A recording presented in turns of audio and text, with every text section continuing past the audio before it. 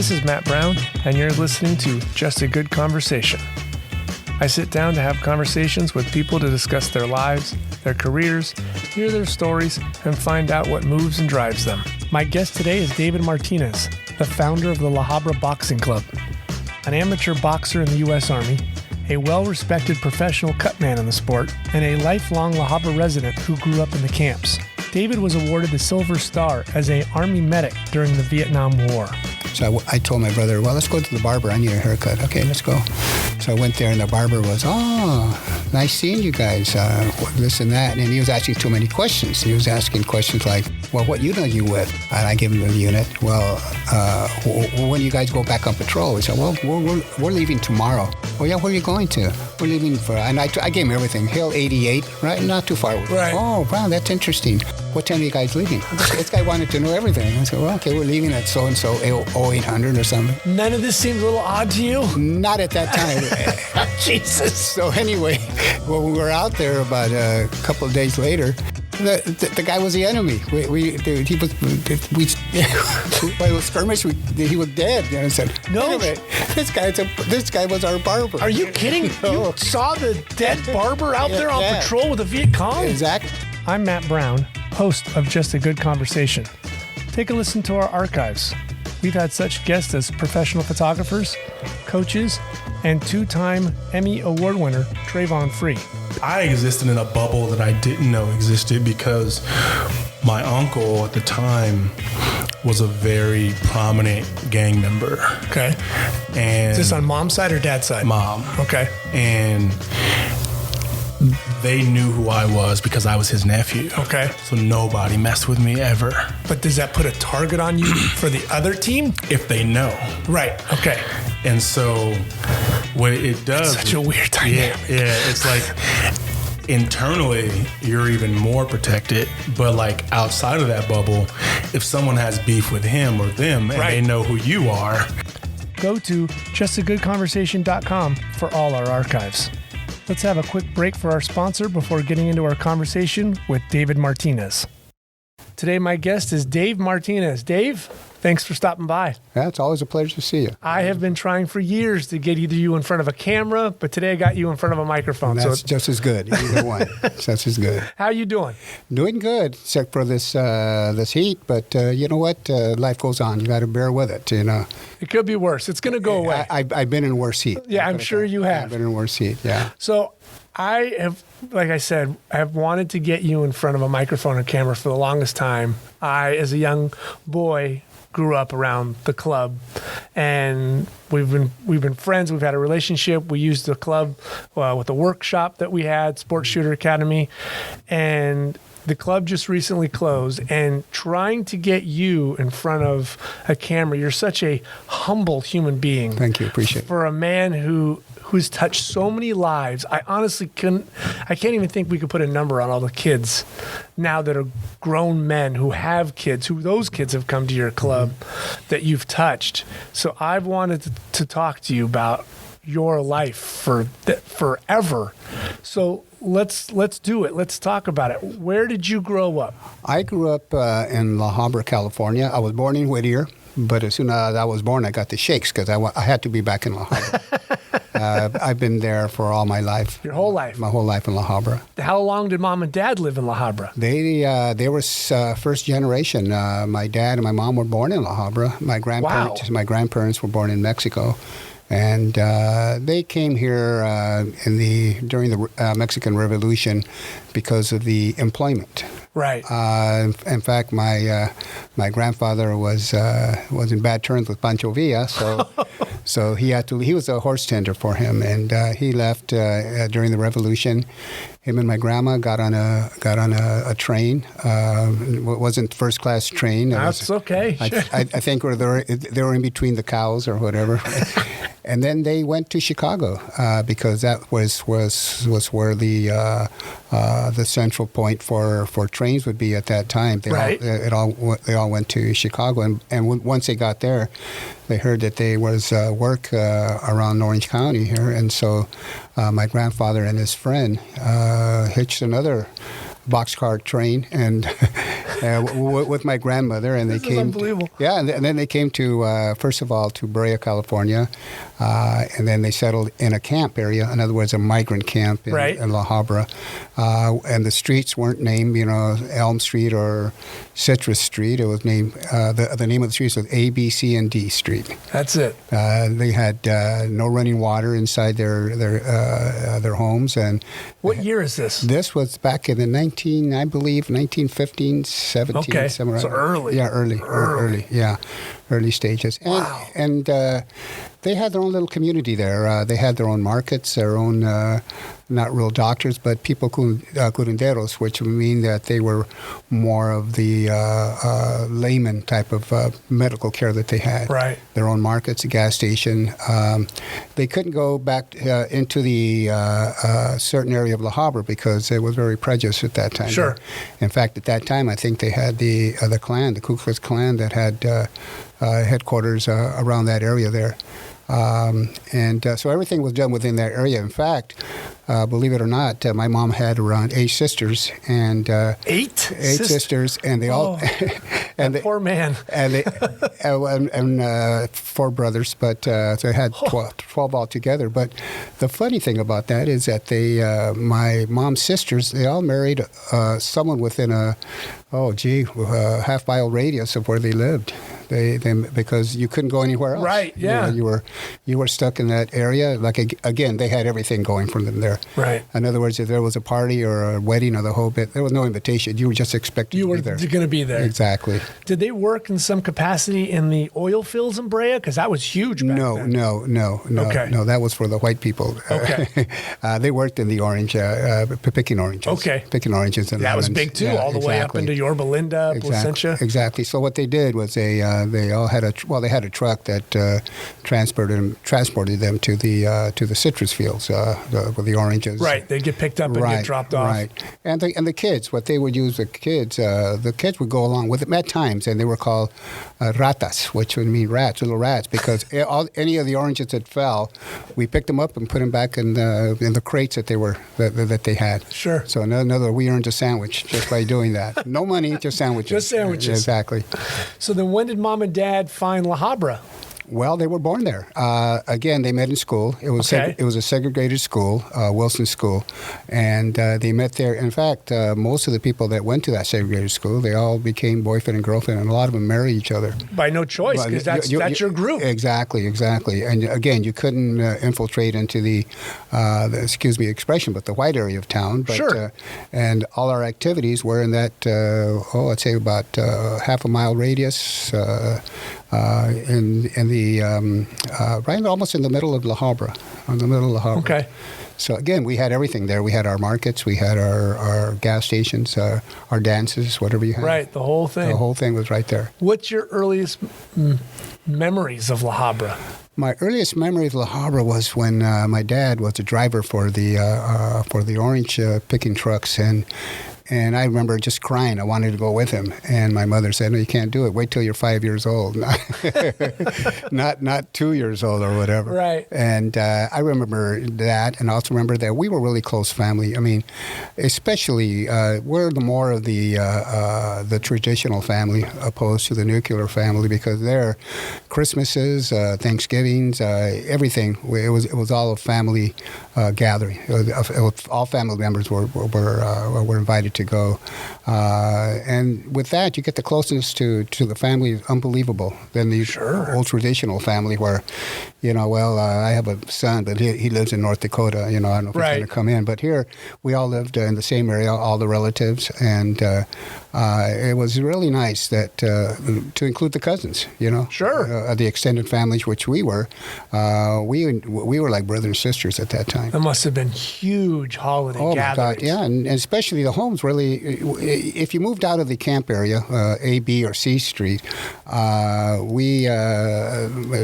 grandparents, my grandfather built a house that now had 2 bedrooms rather than 1 bedroom. Wow, and fancy. And that's for 8 people. So it was. I can just imagine, especially you have no entertainment. You had no TV. No TV. Maybe a radio. Maybe a radio, but so you entertain yourselves. Yeah, but the radio was taken over by our grandparents. Of course, hearing the mariachi music and sure. all that, you know. So there was more socializing between family members, if not neighbors, and that type of thing. Right. Where is that house centrally located now in La Habra? Because you and I both grew up there. So. Yes. That's the camp area. It's down. They tore it down where the migrant workers lived. It's funny. There was the community showers were on top of the little hill. So if you want to take a shower, you got your towel and just went up the hill. And they had a women's section and a men's section. So where would that be? Like Cypress and like Whittier Boulevard? No, it's in between Cypress and Beach Boulevard. Okay. Off of Lambert, and it's in between Lambert and La Habra Boulevard. Okay. So it's centrally located there. Where was the last house you grew up with as a kid? As a kid, let me see.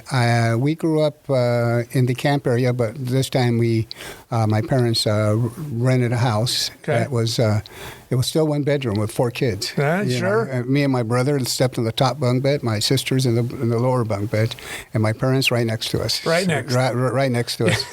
So that was, believe it or not, that was up to my freshman year in high school. Wow. And then, well, of course. So you have 3 siblings? I have, 3 siblings. 1 brother, 2 sisters. My brother passed away last year, and my sister around 10 years ago. So, so it's just me and my sister right now. So what was the age category? Are you the oldest? I'm the oldest. I'm the oldest. I think it's every 2 years. My brother's was 2 years younger than me. My sister 3 years younger. 4 years younger. And my other sister was 7 years. 7 years. Okay. So we're all in the same. Wow, so you guys are right in there. Yeah, we're all at the same time era, so, you know. Was that, could you, as a young boy, feel the segregation in La Habra? I really didn't feel it until one day. I was involved in a summer baseball league. It's called 10-inch baseball, and we had a summer league. And our coach invited us to go see the Dodgers when they played at the Coliseum. Oh, so what's it? Late 50s? Yeah, late 50s. Yeah, and so of course we went. It was just the neighborhood kids, and sure. and our coach was a high school. In fact, he was just out of high school senior, and. He took us to the ball game. The guy must have been, he must have been 19, 20 years old. And when he took me home, he asked me, well, where do you live? And I said, well, I live over there. And it really affected me when he said, you live there? It just kind of like, well... You could see the look on his face? I saw the look on his face, and I said, well, you know, no one ever told me that before. Right. Because all our family members... That's where we live. That's where we live, and it really affected me. What was the look on his face? Kind of a little mortified? Yeah, a little shocked? Shocked, like, you live there? And how many in your family? I said, wait a minute, man. What did I do wrong, you know? Yeah. And then gradually That's interesting. Where do you think he thought you lived? Well... Like some fancy home in the Heights? Well, because he did. He thought... He just assumed. He assumed, well, you know, we all live like that. Yeah, no, you naive don't. Kid. No. And then gradually, in fact, in my freshman year, my dad bought a 3-bedroom home. They bought. So we moved into the high class now. We were high class. Yeah. All my friends were, you live where? And instead of, it's just the opposite. You live where? Now it's you live where? Yeah. It's the same thought pattern, but in a different way. Did they feel like you were kind of leaving the comfort of this more Mexican area? Yes. And now you're going out to the Jeffersons, moving on up, you know? Yeah, they thought we were the uppity class now, you know. So it's really how people appear to think of you, you know, because it's not me. I'm still the same person. Sure, still Dave. But no, to me, you're a little bit different now. So, okay, no problem. Wow. But anyway, in high school, we lived in a 3-bedroom home, and, we thought we lived in a castle. Right. You were in a castle. Yeah, really. Yeah, really. Where was that house? The house is what's off of Euclid Street on Olive Street. It was a new track home. Okay. So it's a new track. Yeah, new track then. A new track then, yeah. So what was Dad doing to... Dad was... he worked in Southgate. So from La Habra, he drove to Southgate with a couple of people from the area. Sure. Some of his friends, and he got a position of a supervisor. So with that, my dad was pretty intelligent. He used to read Perry Mason books. Wow, good. So he was didn't complete high school, but he was an intellect. I mean, his guy was just reading self-taught and reading not the Wall Street Journal, but almost. But reading. But reading. He was reading. Yeah. That's the best thing you can do. Yeah. So he thought, he said, I'm going to have a little bit more money. So, and plus he was in the service, so he got the GI loan. So that helped him a lot. So was he in World War II? He was in World War II. Okay. Now, I don't know if you had these conversations with him or uncles or aunts. How was that for Hispanics to go to World War II during that time? Was it? It was part of their duty. It seems we're here in the United States and we have to do our part. Right. And the war broke out, and my dad was 17 when he enlisted. And because my uncles enlisted, my mother's cousins. In fact, we had a cousin. My mother's cousin got killed in overseas, and then my dad enlisted, his brother enlisted, his other brother enlisted. So we all enlisted. Right. Yeah, because I asked that question because Native Americans get a big slice of World War II because they were able to use them for like the codes. Right. And then African Americans, because they were segregated, but then they were like the red tails, and they've been known. But the Mexican Americans have kind of been forgotten, or at least don't get recognition of World War II as much. I think we were forgotten because really outside the war and at home, we weren't really, frontline news. We were always put in the background, segregated schools. But you know what? This is our, this is your home. This is our home. And believe it or not, my grandparents thought, you have to serve. Right. I mean, this you is got to go. We're here for, we're here for a reason. We're free, and this is part of it. And my dad, I didn't know until my dad passed away that he was a medic also. Really? I didn't know about it until I read. He never talked about it? No, he never. Until I saw his papers, separation papers. And wait a minute, he was a medic too. It's funny how those guys in World War II never talked about Exactly. For years, I never knew. My grandfather always talked about World War II as funny, ha-ha. He always talked about, but he never talked about the war. Exactly. It was always, my buddies and I would go fishing when we were off of Taipei, in the Pacific, but he never talked about any time ever using a gun. Right. It was always funny, ha-ha. Exactly. And again, my dad was about to be shipped for the invasion of Japan before they stopped it when they had the bomb in Hiroshima and Nagasaki. So he was pretty lucky. Yes. He was already on that boat, ready to go for the invasion, and I heard that they would have lost over 1 million people. Yeah, that was Truman's decision: either drop these bombs or invade mainland China. Exactly. Maybe lose 1 million men, and I'm not sitting here with you. That's right. The bottom line. Yeah, exactly. So interesting, those little teeny dominoes. Yeah, exactly. So, did you go to La Habra High? Yes, I went to La Habra High. So how was segregation then for you? So this is got to be in the 60s. Right. Could you see it or feel it, or was it starting to become less? It was starting to become less because I was involved in athletics. Okay. And you're involved in athletics, they see you as a different person than if you were just, a typical kid eating your tacos on lunch breaks or something like that. Now you're an athlete, not a brown athlete or a white athlete or a black athlete. And I was treated better.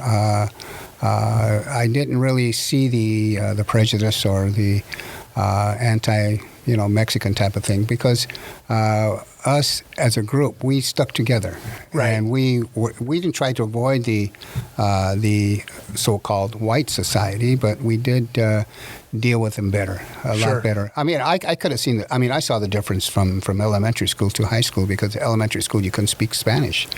They didn't let you speak Spanish in school.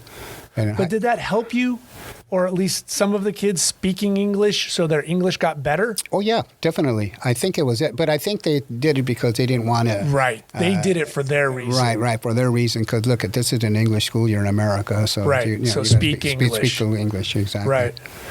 What athlete were you? What'd you play? I played football and track in high school. Okay. I ran the sprints. I don't know where I got my speed. Maybe being crossing the border or something. Yeah. But you had some speed. I had some speed, and then after high school, What'd you play in football? What position? I played free safety. Okay.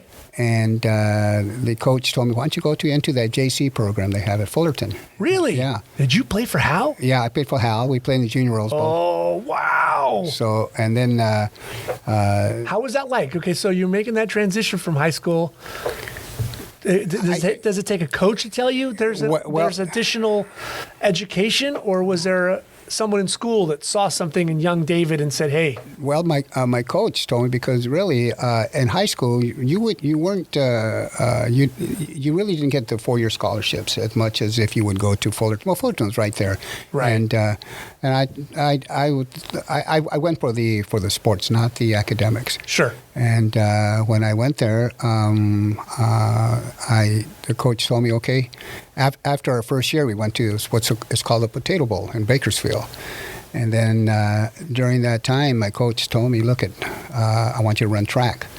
Well, I really don't want to run track. He says, no, because I in fact, in high school, it was funny. I'm not boasting or anything, but I could beat most of those sprinters they had out there. That's good. But I was lazy. Oh. So I'd say, well, I'll throw the shot put. No, what? Shot put? The shot put. Here, skinny, 145-pound kid throwing the shot put. And I placed in a lot of... Did you really? Yeah, I placed, yeah. So you're a damn little good athlete. Well, you know what it was? I picked up a lot of the tendencies of these professional shot putters.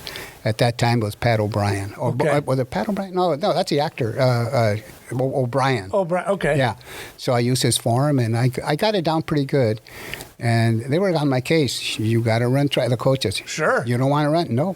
I was just too lazy. They want your speed out there. Right. So anyway, in college, I had to run track. My coach told me, look, you're going to run track. And I said, oh, my God, you sweat too much. I was that type of guy.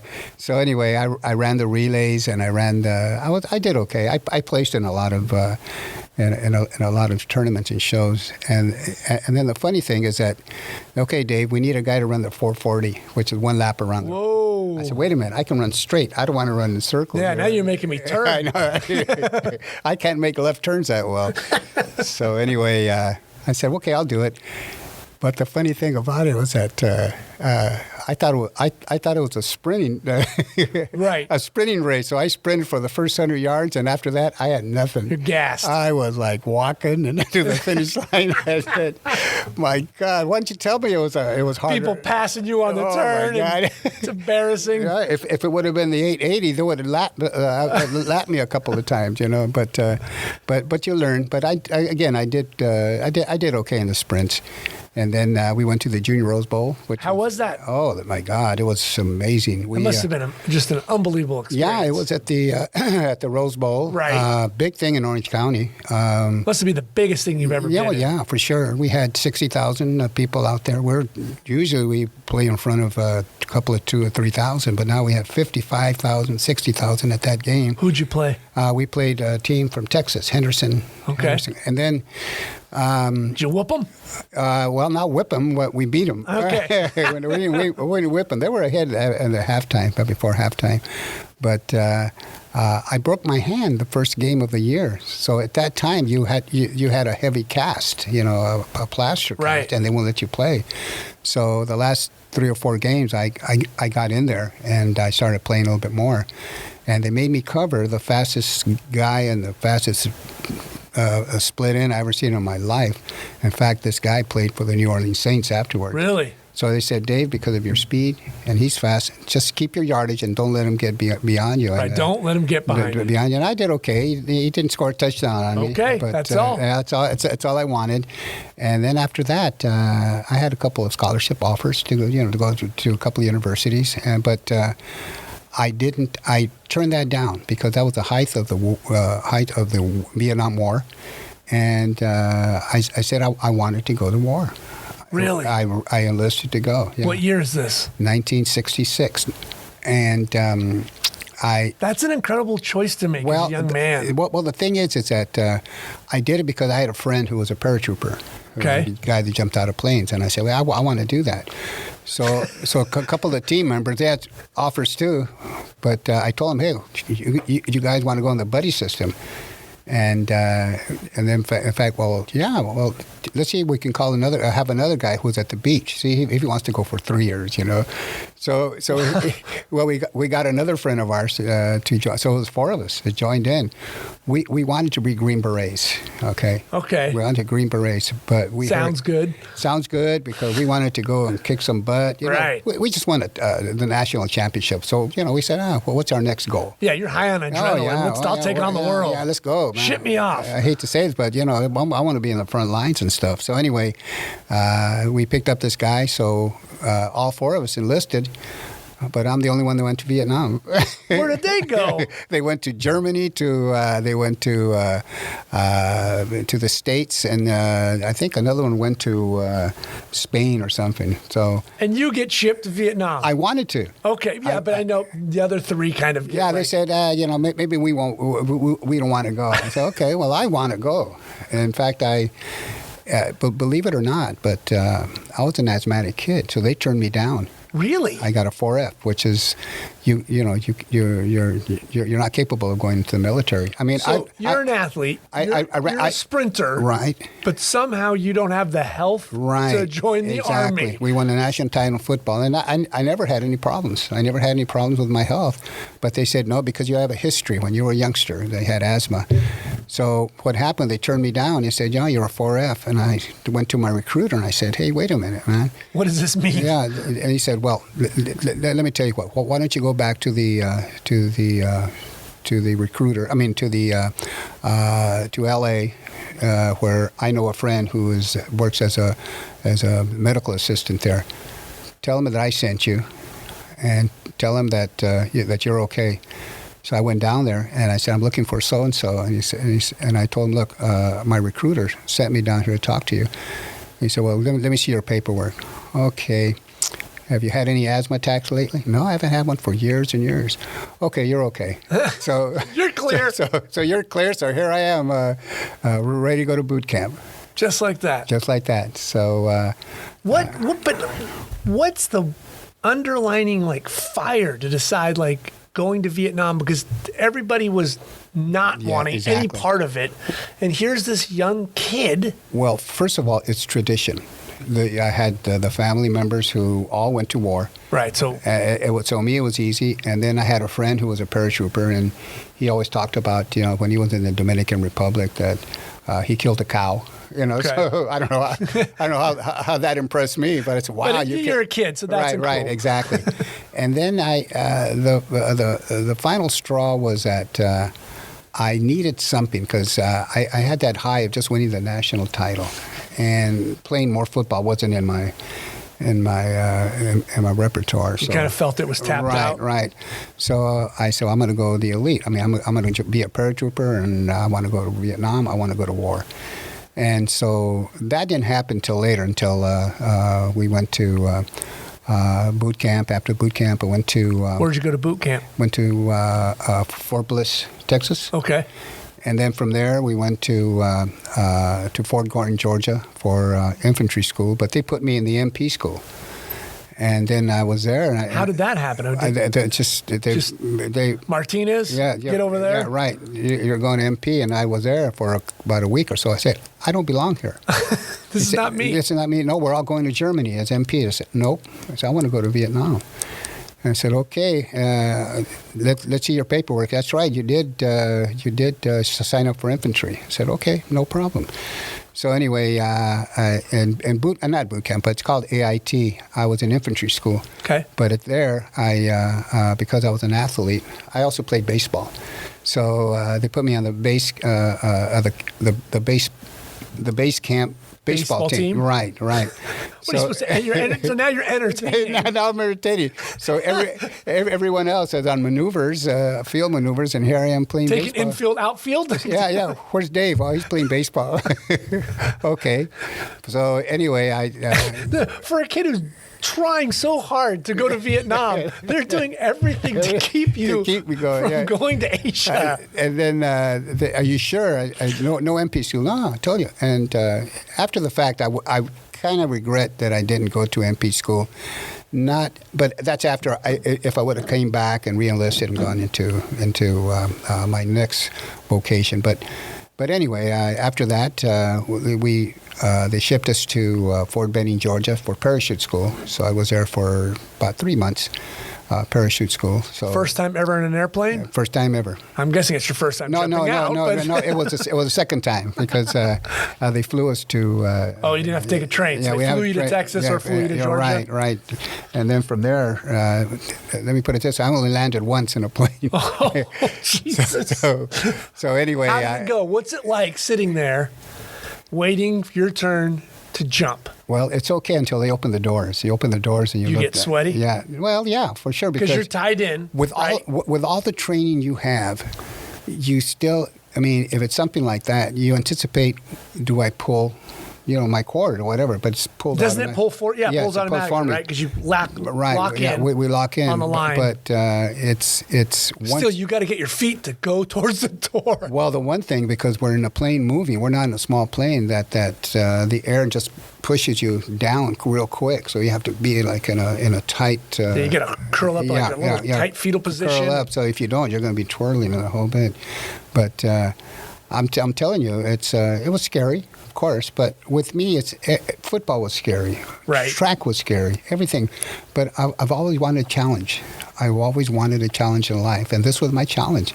So I would say so. Yeah, jumping out of a plane. So I finished that, and I was assigned to the 101st Airborne in Kentucky, Fort Campbell, Kentucky, right outside of Nashville, and I was assigned to the 101st Airborne, and I was there for about a year before. And during that year, you're seeing the world, or at least America, a little bit, trying to join. Yeah, well, when I was there, they said we need medics. I wasn't a medic; I was just an infantryman. Right, because you. Yeah, so they said we need medics, and would you want? And they checked my score. I had a pretty good little entrance score. So they said, would you want to go to Fort Sam Houston for your medical school? How long is it?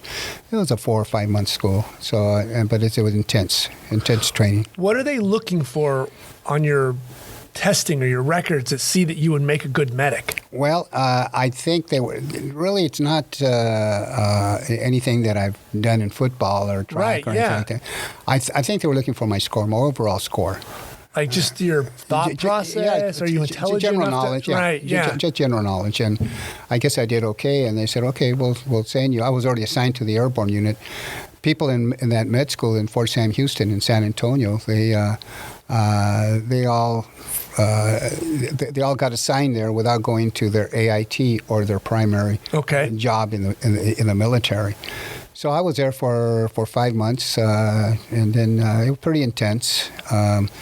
And then once we finished there, I went back to my base, my home base at Fort Campbell, Kentucky, and then they said, we're assigned to go to New York to West Point to help the cadets for their summer school. Wow. So they picked me and a couple, about 4 or 5 more medics. So now we were medics, so we were assigned to the West Point hospital. How was that medical training? It was pretty intense. It was a lot of field work, a lot of, it's more of a emergency training.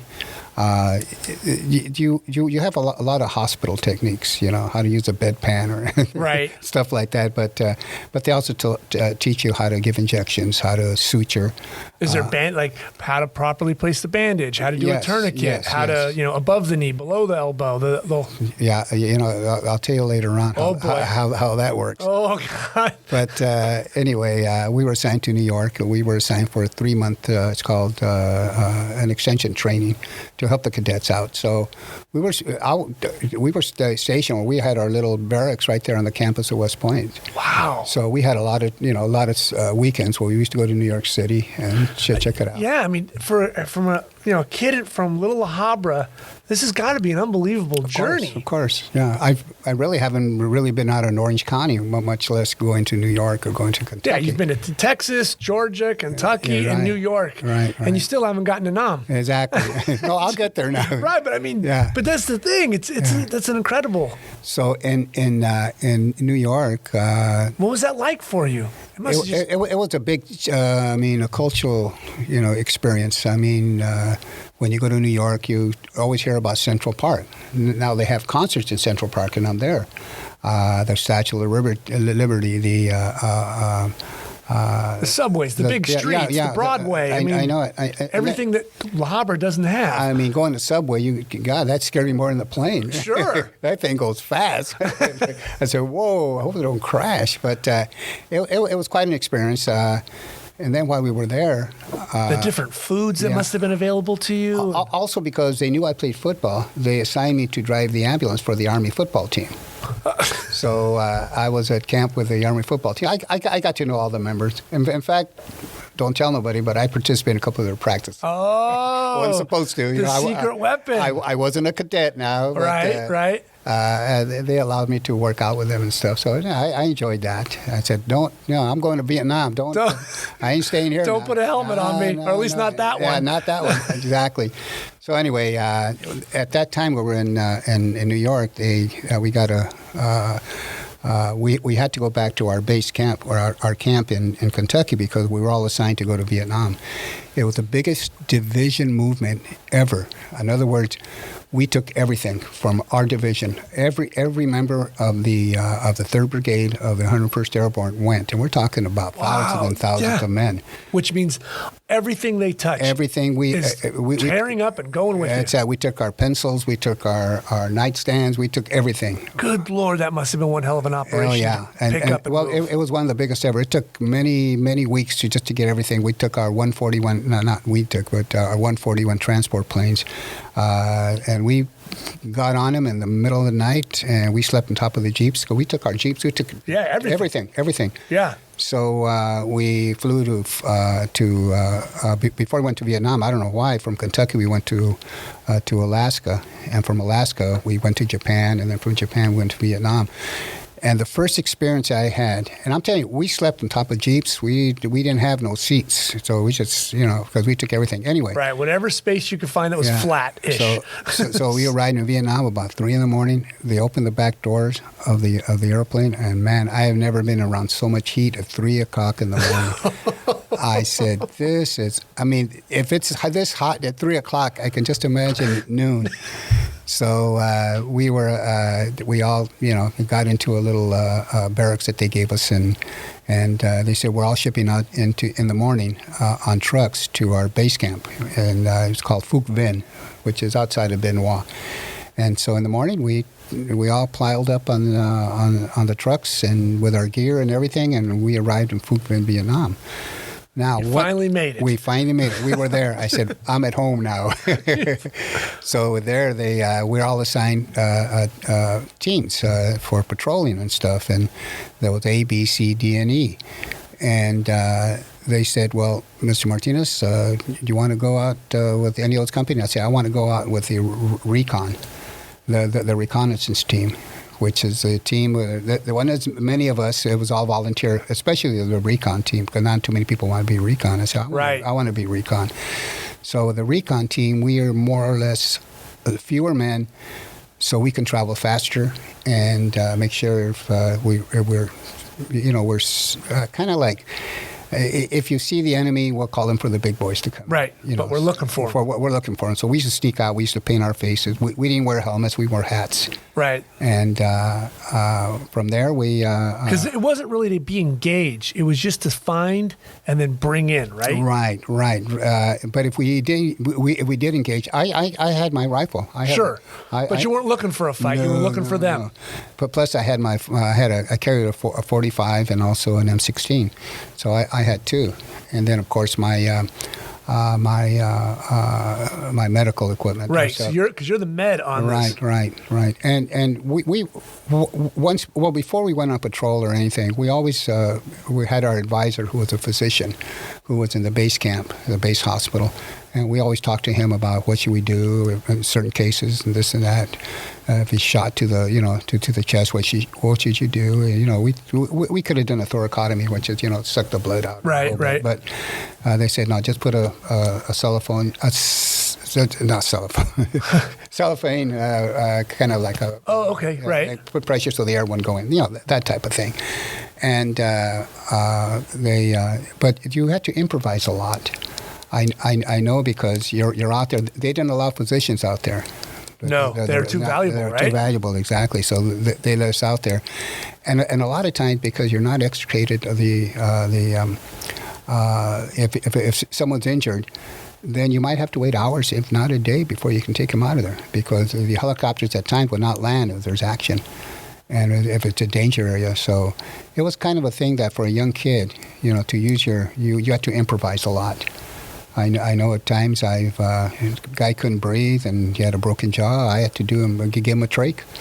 Wow. And from there, I used to do trachs with using a razor blade. Really? A razor blade, yeah. What was that like, your first time having to... But the thing is that you either do it or the guy doesn't live. Right. Bottom line. And the first time, believe it or not, I always say believe it or not, at night we got incoming rounds and we couldn't hardly see each other. And for the first time, I could see that he wasn't breathing because his face was all messed up. And I said, "Oh, this guy's not breathing at all." So in the middle of the night, I got my razor blade and I cut the throat and I cut the trach and I put a cannula in, which is a rubber tubing. And I was just waiting for him to breathe. I really couldn't see him, but I was just praying to God that it worked, and it did work. I said, "Oh my God, it did work." So he was breathing at least. So what happened? We put him in a helicopter, and the helicopters would not come in that late. But we took him to a secure area, and when the helicopter came in, it just landed and took right off. It was called a medevac. I told him I'm going to go with him because I want to make sure that the cannula is secured.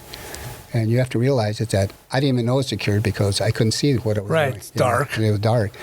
So up in the helicopter, while we were up there, the cannula came out. It came out, so he was choking again. And I'm saying to myself, wow, you know what? I can't find it. So here he is. The kid's depending on it. You couldn't find the hole? No, I couldn't find the cannula. Oh, it's somewhere. It's somewhere in the plane. I couldn't find it. It was so dark. I mean, the helicopter is so dark. So after about a minute, this guy was choking to death again. I said, God, I have to do something. What can I do? So I'm telling you, it was by Lord's grace that I thought about, why don't I reach over the helicopter pilot's shoulder and take his pen out? I took his pen and I took it apart. And I put the lower part of the pen in there, and then I used the tube. The tube. It wasn't working great, but it was working. But it was something. It was something. And I said, "Oh my God, he's breathing again." So after he landed, the medics took over at the base hospital. And what made you think of that? What? That's even to this day, I don't know. To this day, I don't know. Maybe it was God's will that maybe it was supposed to happen. And the only small tube in the plane is a pen. Right, the pen. And why did I reach over the helicopter pilot's shoulder to get it out? I didn't even know he had a pen. Because I saw that event take place in a MASH episode. Oh, did it? Yeah. Okay. Of course, this is years later, but I think radar has to do it, and Hawkeye's telling him over the phone or over the radio, and him and the priest, father, whoever it was, end up doing that to a soldier. Right. So it's amazing that you had the awareness to be like. And I keep saying to myself, it wasn't myself. I mean, it wasn't me. It was something else, supernatural thing that tells you, Dave, to do it. Look, there's the only thing available is a part of a pen, and but you know what? About 40 years later, I had a phone call. It was from him. Are you kidding? No, he located me. He said, "Dave, I was trying to locate you."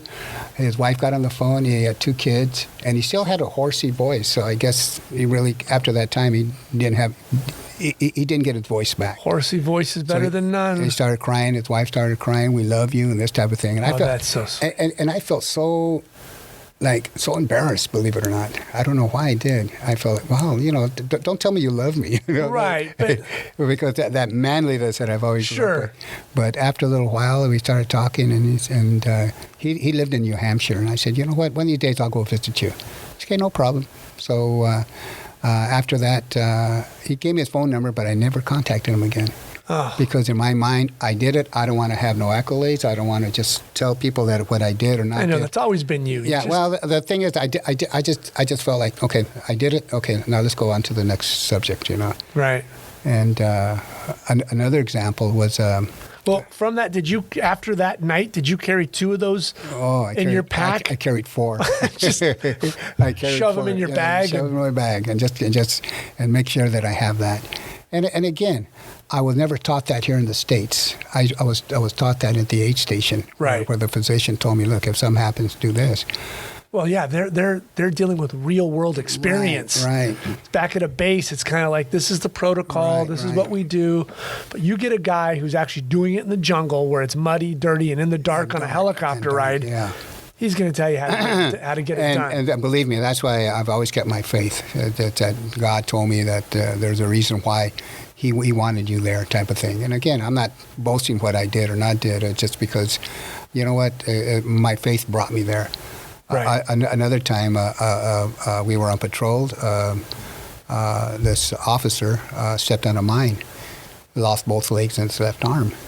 And I thought, when I was in the back, and when I approached him, I thought he was in a hole, but really he was just walking around in the stumps. His left arm was gone. His left arm was gone, and his legs were gone. And I approached him, and I just told him he was like in a shock. Sure. And something that really, it wasn't real to him. Let me put it that way. So by chance, the week before, the physician told me, look, this is a new medicine. It's called aramine. I still remember the name. You have to, if something like that happens, if he loses all the limbs and loses blood, then you have to give it to him. It's injection. It's on a trial basis type of thing. Okay. I think it'll work. And so by chance, I was the only medic who had it. So I approached him, and then I was talking to him, trying to calm him down and the whole bit. And I injected him with the medication, and also, of course, with morphine, so right, he wouldn't be in pain. But he was saying the Lord's Prayer. He was really kind of spaced out, and I gave him the injection, and so we medevaced him after that. So he went to the base camp, and then we all went in the next day. So I saw him, and he was grateful that what I did and this and that. Okay, no problem. After I came out, I heard that he became he was on the president's board, President Reagan's board of defense or some type of thing like that. Really? Yeah. And he became a millionaire without his legs and his left arm. He still did it. He became he bought his own airplane. He became a millionaire. Wow. I don't know how he did that. And then he also what else did he do? He became a family man that married his. I mean, he was already married when he got there. So anyway, I talked to him about the same time I talked to the other gentleman, and he was saying, Dave, I do speeches now. I'm sorry. He was also the handicap Olympian of the year. When the winter sports, because he had like a tub. And he would do skiing with one hand when the tub would go going down the hill, and he became the athlete of the year, the handicap athlete of the year, handicap. So anyway, bottom line is that I contacted him, and he said, Dave, you know what? I really appreciate what you did, and my family. And here it goes again. I didn't want to talk to him after that. I said, well, it's okay. We'll talk another time. No, don't you want to continue? No. I just want to make sure that you're okay. And he said, I give speeches right now, and I always use your name. Dave is the one that did that. And once he said that, I really cut it off. I said, well, nice talking to you and the whole bit. Dave, let's keep in contact. Yeah, sure, we'll keep in contact. I didn't contact him after that. I just felt like, you know what? I did what I had to do. I just want to be reassured that they're okay. They're now. alive or Yeah, okay. They're alive, they're okay. But he did text me about a couple of months ago. He said he has cancer now, so he might not be survived. He might not survive. So I was, kind of like felt bad for him. So I did contact him because, Good.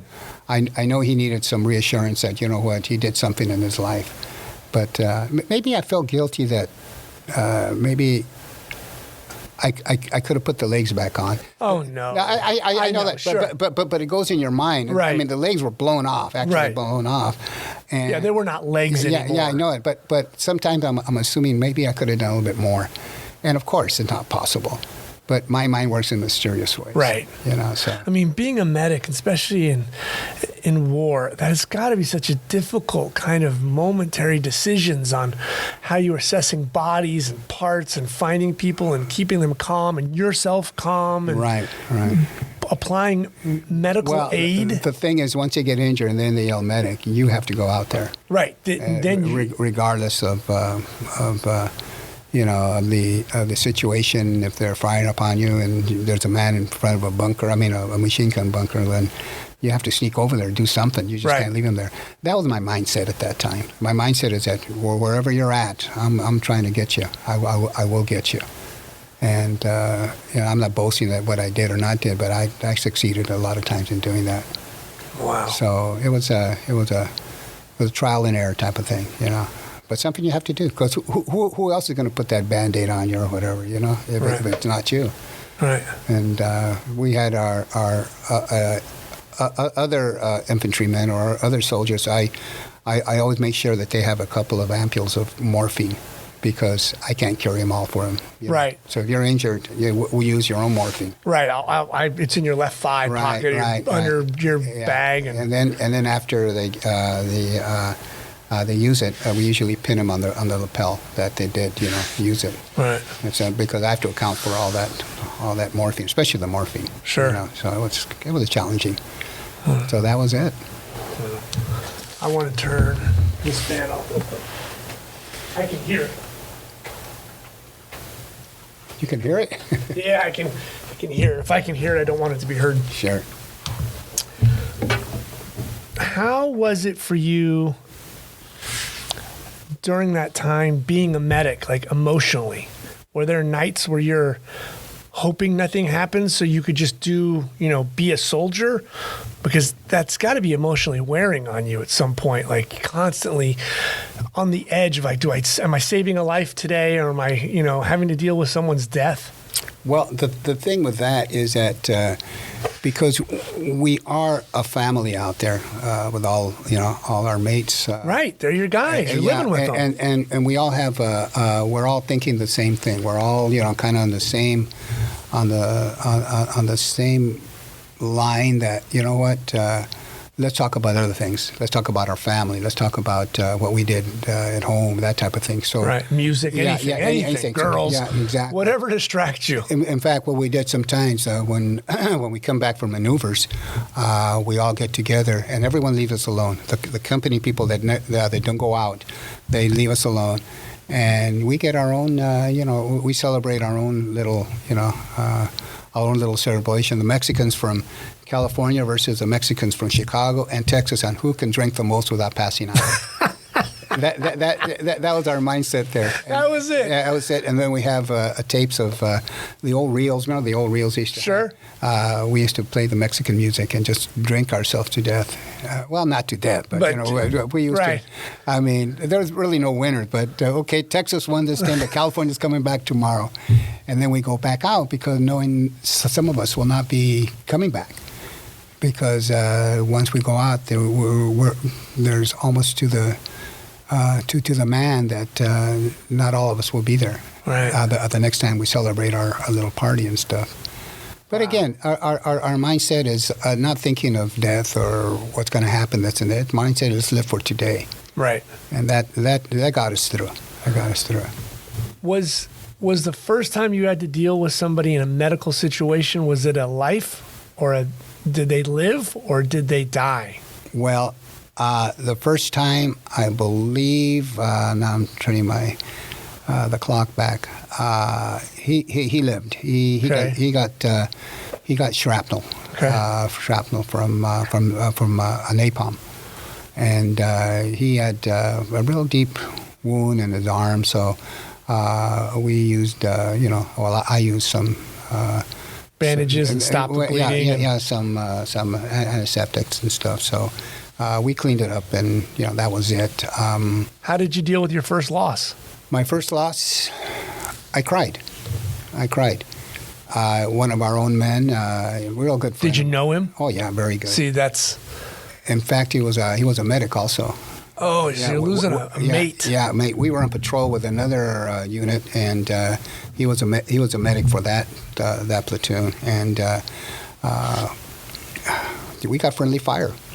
Our own artillery hit us.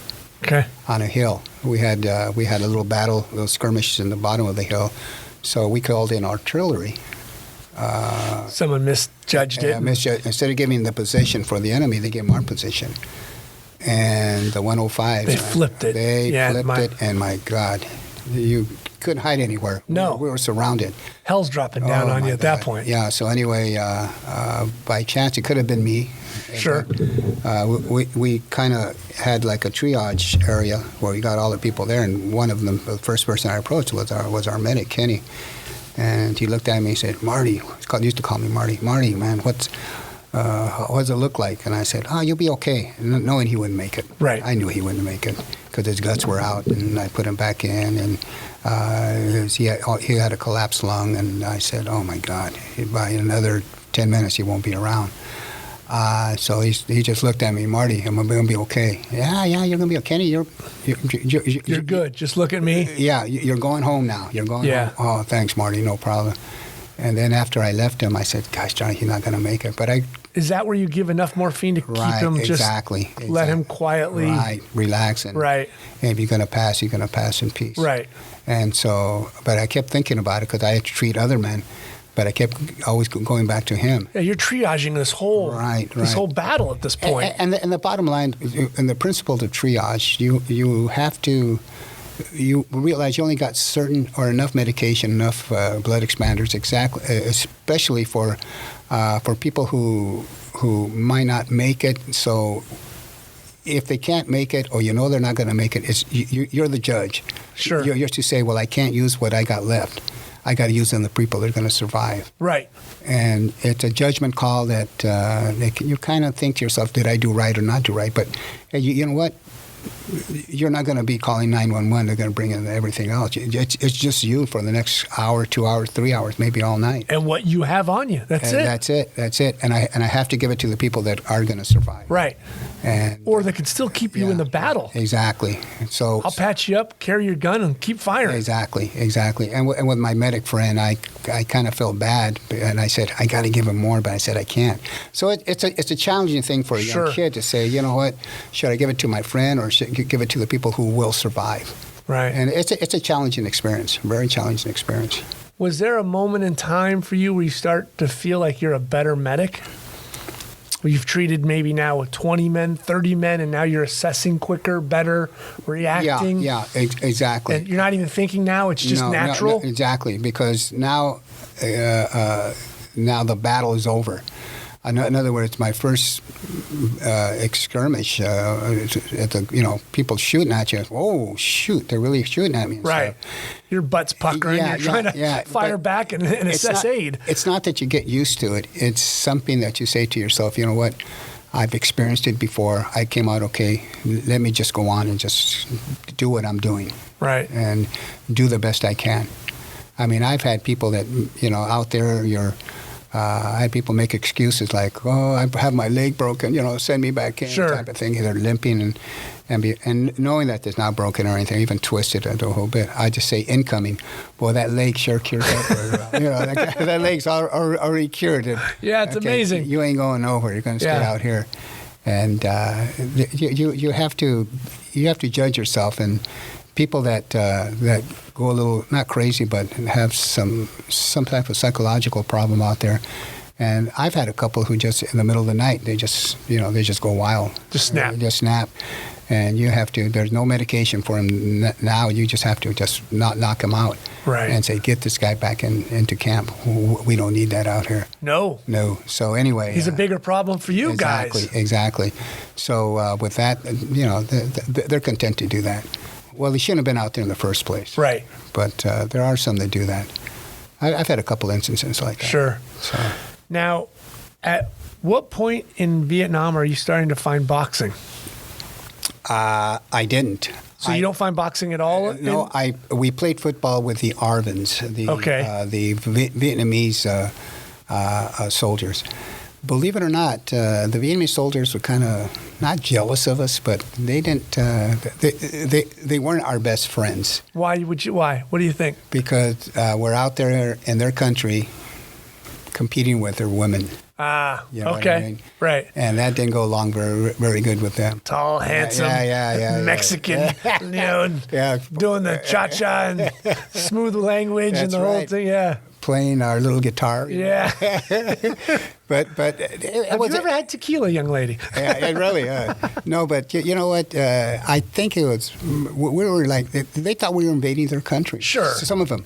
I mean, the interpreters were great. We had interpreters. Right. We're great people, but if we didn't deal with the regular Arvins that they had, then we were kind of like, we're kind of ostracized a little. That's bit. Understandable. Yeah. Well, I don't blame them. You know, sure. If they were coming to our country, I would be pissed off too. Right. So, how long did you serve? I was there for a year. 1 year. 1 year. Took you 1 year to get there. 1 year. Yeah, really. We had an early out. Not early out. The date that I was supposed to leave the service was April, but I already spent a year in December. So they said, why don't you just go home? Okay. So I didn't have to wait or spend my whole, tour of duty there. Or tour of duty and then come back and say, well, you got to spend some time more in the military here. Okay. So I got an early out. So what year are you out? I was out in December of 68. Okay. I went to Vietnam December of 67. I came back. Right. And I left a lot of my members there. I mean, a lot of my my friends, and I came back and I just talked to a friend of mine. He contacted me, who stayed over there. And I don't know if you heard of Hamburger Hill. Yes. Okay. Our unit was the first to go up that hill. My friends, my E company. And, excuse me, and I was kind of like, I felt guilty that I wasn't with him. I kind of said, God, I should have been with him. Really? Yeah. I kind of felt like I missed out. I just that. You don't think you did enough? I know, no, but even at this age right now, I kind of felt like, wow, gosh, I kind of disappointed them because I wasn't there. And I asked my friend, well, how'd you get back? Well, I got wounded like we all did. Right. So most of us got either, we went over some names and he said, no, Dave, he didn't make it. Oh, he made it. Or he didn't make it and this and that, especially the Hamburger Hill incident. If you see a platoon or We Are Soldiers or Hamburger Hill or Stanley Kubrick's Full Metal Jacket, any of that stuff, how does that represent for you Vietnam for you? Not as much as if it was like the 101st Airborne. Let's say like I think it was a movie. Because you're there in the 60s. Right. A lot of times you see Vietnam, it's like the late 70s. Yeah, exactly. Or not the late, it's 70s. Right. Well, most of the action took place before 1970. Right. I was there during Tet. So that must have been just unbelievable. Yeah. Well, the thing about Tet is that about a couple of weeks before, I got word that they need us back home. See, my brother was with me in Vietnam. They kept you guys together? We wanted to. I wanted to. He didn't want to come home. Did you guys enlist together? No. He enlisted about 8 months after I did. Okay. And then find you in Vietnam and they put you... In fact, we were in the same base camp. Wow. But he stayed in the camp. He was under communications. Okay. I left the camp to go on patrol. But it's funny how you think of little things that occurred. I mean, I can go on Reader's Digest and give you a couple of things that kind of seem unusual. Like me and my brother, when I was back in camp before I go on patrol, we used to go downtown. It's a dirt town. Sure. There was no sidewalks, just dirt. It was a village anyway. We went there. We kind of like, did our thing. We had a barber there. So I told my brother, well, let's go to the barber. I need a haircut. Okay, let's go. So I went there, and the barber was, nice seeing you guys, this and that. And he was asking too many questions. He was asking questions like, well, what unit are you with? And I gave him the unit. Well, when do you guys go back on patrol? We said, well, we're leaving tomorrow. Oh, yeah, where are you going to? We're leaving for, and I gave him everything. Hill 88, right? Not too far away. Right. Oh, wow, that's interesting. What time are you guys leaving? This guy wanted to know everything. I said, well, okay, we're leaving at so-and-so, 0800 or something. None of this seems a little odd to you? Not at that time. Jesus. So anyway, when we were out there about a couple of days later, the guy was the enemy. He was skirmish. He was dead. You know, said, no, wait a minute, this guy was our barber. Are you kidding? No. You saw the dead barber out there on patrol with the Viet Cong? Exactly. Holy Christ! Well, you have to realize in the evening hours, the Viet Cong had the town. We had it. Yes, right. We had it during the daytime. The Viet Cong had it during the nighttime. Right. Did he give you a decent haircut at least? I wanted my money back, but I couldn't go back. Lousy haircut, I'll kill you. Just little funny things like that happen. God, that's unbelievable. I know it, but you know what? That's part of the game. That's war. That's war. That's war. Right. And you don't realize it until after the fact. Right. I said, wait a minute. Well, I'm like a dummy. I'm surprised I didn't give him my girlfriend's phone number and stuff or address at that time. But it was quite a funny thing. Funny thing. Jesus. I know. So you get out. Are you done? You're like, I'm not giving you another tour. No, I'm not enlisting. No, they wanted me to because they were going to give me a rank because I did pretty good. I got a couple of good medals over there. Yes, let's talk about those. Oh, okay. They're big. Okay. This is the part when in my research. I mean, I think you slipped and told me 12 years ago about it, but being presented the Silver Star is pretty big. Well, the funny thing about the Silver Star is that because we all went at one time, we all came back at one time, so the awards that we were given were about a month or two delayed. So they said, they sent me a letter that they were going to do a ceremony with a couple more guys that won awards at Camp Roberts. They had Camp Roberts here, I think in Long Beach, and it was still there. So they were going to do a ceremony, and they wanted me to go there so they can present me with a Silver Star. I forgot. You forgot the appointment? I forgot the appointment. Oh, my goodness. Until about a week later, they sent me the Silver Star through the mail. I said, oh, that's right. I was supposed to be there. Awful. So I forgot about it. What was the action that... Oh, I hate to talk about it, but it was it was again that. Come on, I mean, this is Dave. It's the third highest presented award they give to someone in the military. It's big. Well, the thing is that I've never talked to Silver Star. I guess rep person who's presented it. Well, anyway, it was we had noticed that there was some action. That these Viet Cong took over a village and they knew where they were at, so they got the recon team against we had, I think, 12 men, 14 men. So we landed a helicopter and they started shooting at us really heavy in the wood line. And our lieutenant, our head man, said, okay, let's approach the wood line. So we approached the wood line and we all went down because they were just throwing everything at us. I mean, you can hear the bullets and the mortars and everything going around us. And then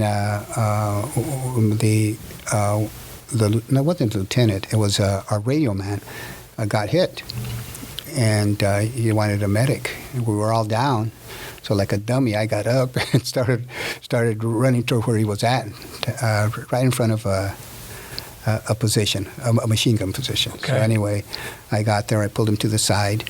I don't know. I guess I was tracheotomy happy, so he couldn't breathe again. So he lost a couple of legs there. So I treated him. And then someone else yelled medic, and I went to him, and they were still shooting at us, and I was just going with my football moves, trying to avoid the bullets. Right, dodge and block. Jumping there. Yeah, right.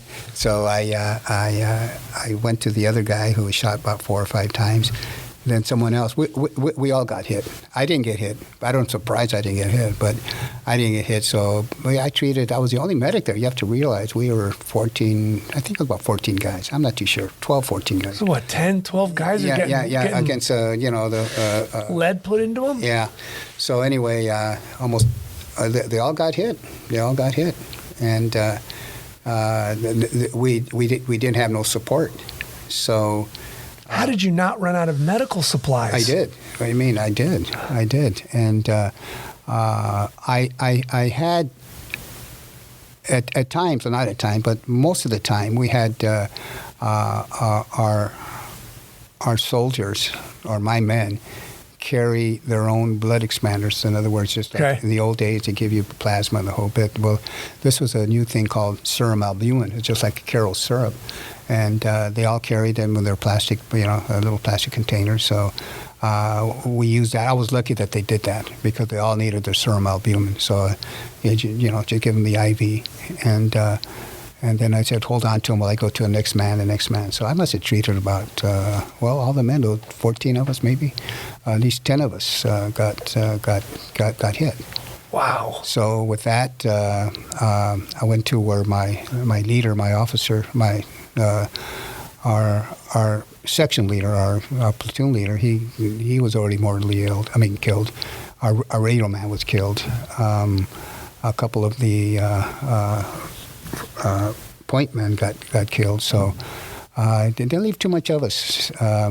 So we called in artillery, and this time the artillery hit the right spot. Okay, and it did a good job on him. And they didn't extricate us until maybe an hour later because they didn't want to come in to pick us up. That's an eternity. I know it, an eternity. And so here was poor me trying to keep him alive. And again, here we go with the principles of triage. Sure. Who's going to live? Who's not going to live? And it was hard because we only had so much morphine. Of course, all our morphine was gone. Right. And as far as it's unbelievable, Dave. Yeah. That's unbelievable. Well, again, I look back and I say, I say to myself, you know what? Expect the unexpected, and that was for sure the unexpected. And to just do whatever you can do, and a lot of times, I tell you, the faith got me through it. I have tremendous faith. I mean, my parents at home were devout Catholics, and a priest would visit my house, our house over there, maybe 3 or 4 times a week, make sure my mom was okay. Right. And both of her sons were there. Yes, both of our sons. And this is the one thing that I look back on and say, my God, how can this happen?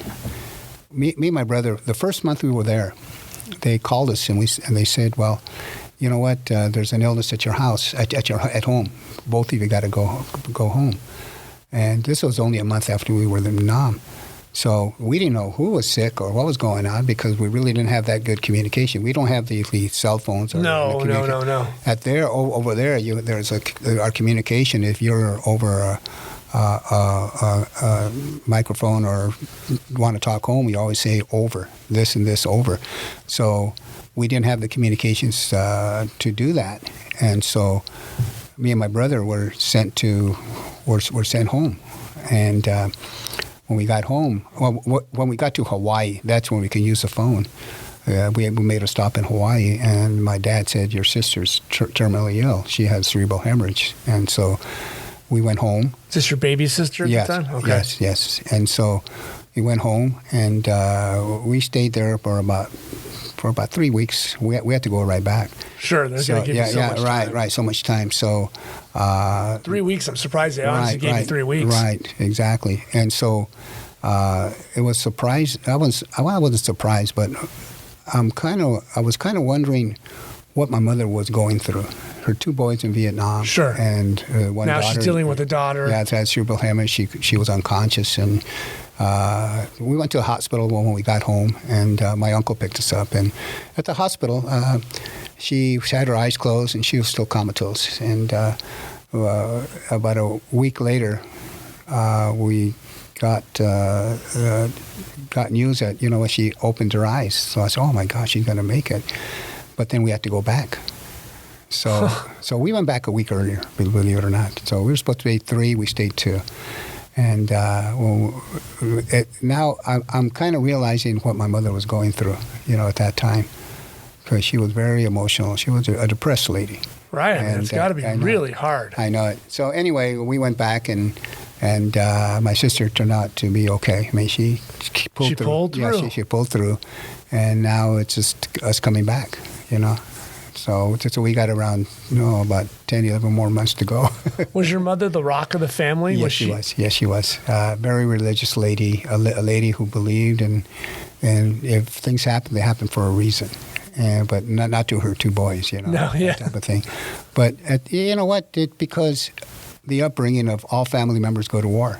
Mm-hmm. All families have to pull their. It's their duty. It's their duty to do that. Right. And I think she saw that. My dad saw that too. And so my dad and my mom had many arguments. They didn't get along very good. But this brought them together. Sure. Us being overseas. Absolutely. Especially my sister being sick. So it pulled us through. That's great. We're going to be right back after a quick break for our sponsor. And so I came back, and I went back to school, Cal State Fullerton. Did you have any idea what you wanted to do at that point?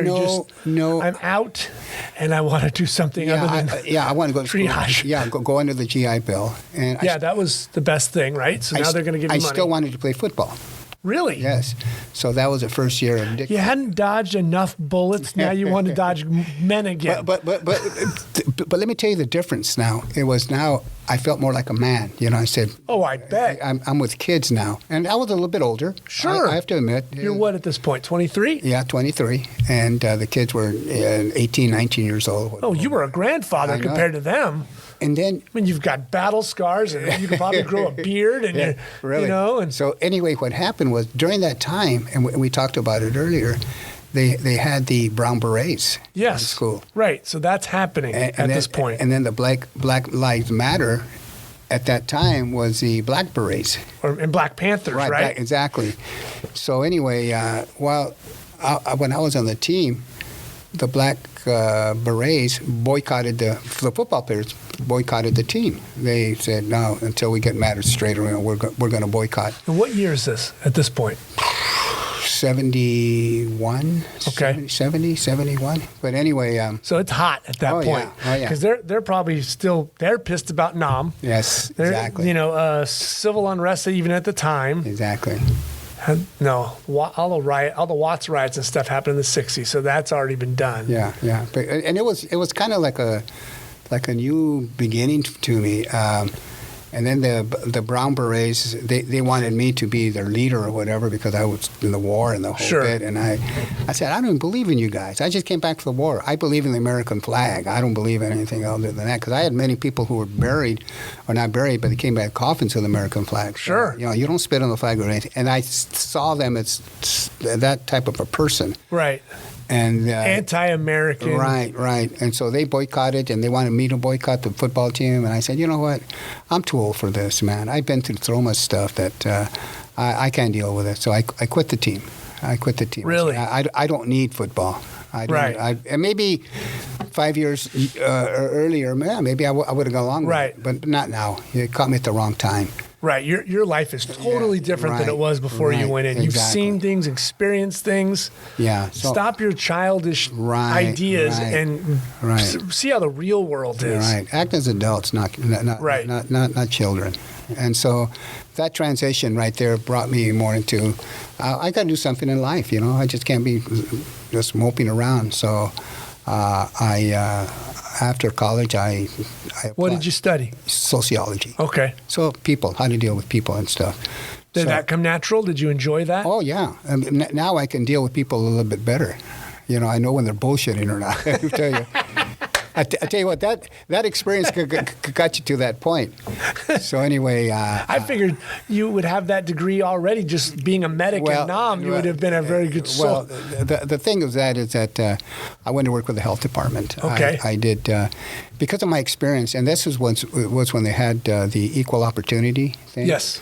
So I applied for a job doing a little bit of social work there, and then. They wanted one person to work at the main office at the health department with the title Emergency Care Specialist. And where's this at the time? It was on Ross and Civic Center in Santa Ana. Okay. Okay. So I had the office right where the health officer was. Okay. And then with his assistant and a couple of administrators there. So I had my own desk, my own secretary, and the whole. I said, "Whoa, this is good. Wow. This is great." A couple months ago, you're getting shot Yeah, at. I know Now it, you got I a know. desk and a secretary. So my duty at that time was to have the pilot program of the paramedic program because we didn't have any paramedics. And Really? In 1970. So How were people transported? What was the program? well, you had your ambulances. That's it. That's it. So anyway, I was at that position. I was involved into writing what we did in Vietnam, principles of extrication, the principles of triage, and also help out with a grant to apply under the Wedgwood-Townsend Act. I still remember the act. That's great. That I would we would do for grants for the new supposedly paramedic program. Right. But And- you're applying principles that you learned Right. as a medic, the principles of what you learned on the battlefield. Now you're going to apply them to Right. civilian life. In the new program, in the new Yeah, paramedic a very new program, right? You're writing the foundation. Right, and we used a lot of like the telemetry that Okay. with the radio over there now we have telemetry for here in the States. So Did they even understand what you were trying to create? Or were you speaking like Chinese to these people? yeah, Like, listen, yeah, this yeah. is a need. yeah, exactly. You have to realize at that time all we had were the ambulance services and the And they didn't do a lot, did they? no. The health officer was dealing more with communicable diseases and that type of thing. Right. They also had me involved in the farm labor health program. That's because there were many communicable diseases out there, and they wanted me to go out there because I spoke Spanish and Okay. to speak to the farm workers about the. That was big in Santa Ana, right. Exactly what they had to do and take care of their health needs, and I used to go. I used to do that. Go to the labor camps and talk to them. Well, I grew up Right. around a labor camp, So Did they take to you? yeah. Okay. They did it okay because usually we brought them goodies. Okay. Some. Sweeten them up a little bit. Right. Because anytime if you got like someone in a camp like that, or you're coming out in the fields, anybody coming out is all of a sudden standoffish Right. because I don't trust you. Right, and especially if Even if you spoke Spanish, I don't care what Right, you look right, like. right. You're still working for the man. Right, exactly. Bottom line, because a lot of them would think that, are you coming to try to send me back to Mexico, or Right. what's your real job? Right. Why are you really here? Yeah, what information are you trying to get out Exactly, of me to make it easier to get me out of here? Exactly. So it worked out okay. Good. I got good rapport with them, and then I went back to do a little social work there, and then I retired there. So and then I. Well, you did that for a very long time. Yeah, a couple of 15, 20. It wasn't really that long. 15, 20 years. 15, 20 years is a long time. Yeah. So anyway, but I really wanted to get into do something else. I had that urge to really not go back to war. Maybe I did want to go back to war, but to do something exciting. I played football. I ran track. I went to the war, and then I come back. You're a bit of an adrenaline drunkie, Yeah, right? Like yeah. just looking to, I needed something. I want to run fast. I want to dodge football players. Exactly. I want to go jump out of an airplane. Exactly, and this is where I got involved with my cousin and family members, my brother, and we started a boxing club. Right. We started in a garage, and then I thought to myself, wow. This is with your cousin Ray, correct? Yes, because we were close, and there was a lot of neighborhood kids who weren't doing anything, and they wanted to fight each other. Well, let's do it legally. Let's do it. Now, are you still living at La Habra time, even though you're working in Santa Ana? Right. You're living still in the city. Right. Okay. I did move for a little while to Anaheim, but Okay. That's not too far. not too far. So Now, had Ray been into boxing, or is that something you guys just kind of... No, we used to go to the Olympic Auditorium. Of course, everybody. We all went there. That was the events. Exactly, and we needed, that was our highlight. And then the kids got involved with wanting to box, and I boxed in the military. Okay. I boxed in the military, and then Was that just kind of like a sign up on a Saturday morning kind of thing in the military, or was it amateur? no, it was actually an amateur participation. In other words, one unit versus another unit. Okay. And from there, it's until the ultimate goal, a process of elimination. Right. And so I did that, and then. Did you do any boxing before the military? No. Oh, in neighborhood boxing. We had an ex-professional fighter who had some gloves, and he used to, and twice a week we used to go to his front yard and put the gloves on. You go at it. It's okay, no problem. Front yard. Yeah, it was more of a fighting. Fighting. It wasn't boxing. Right. So it was. You probably had giant gloves on. Oh, of course, from the 30s, and you're swinging. Which are to do our windmill, and here it comes. Really no techniques. So you were just kids just beating the snot out of each other. Exactly. Nobody got hurt with those gloves, though. But I liked it. Again, sure. I liked that competition factor. The process of survivor, who's going to survive, So okay. It became something that was interesting to me because that's what it was brought up as, as the guy that liked competition. Right. And so what do you and Ray do? You guys sit down and go, I got an idea? Well, I got an idea. Let's see if we can make something of it? Yeah. Well, we did. We started in his garage, and then we noticed that there was an abandoned building, a Catholic church. Right. Well, but when you're in his garage, how many people are showing up? Well, we had about 20, 25 neighborhood kids. Just random kids in the neighborhood. Right. Yeah, they heard that we had a hey, a bag. Jim. Hey, Jose. Hey, Mikey, come on down.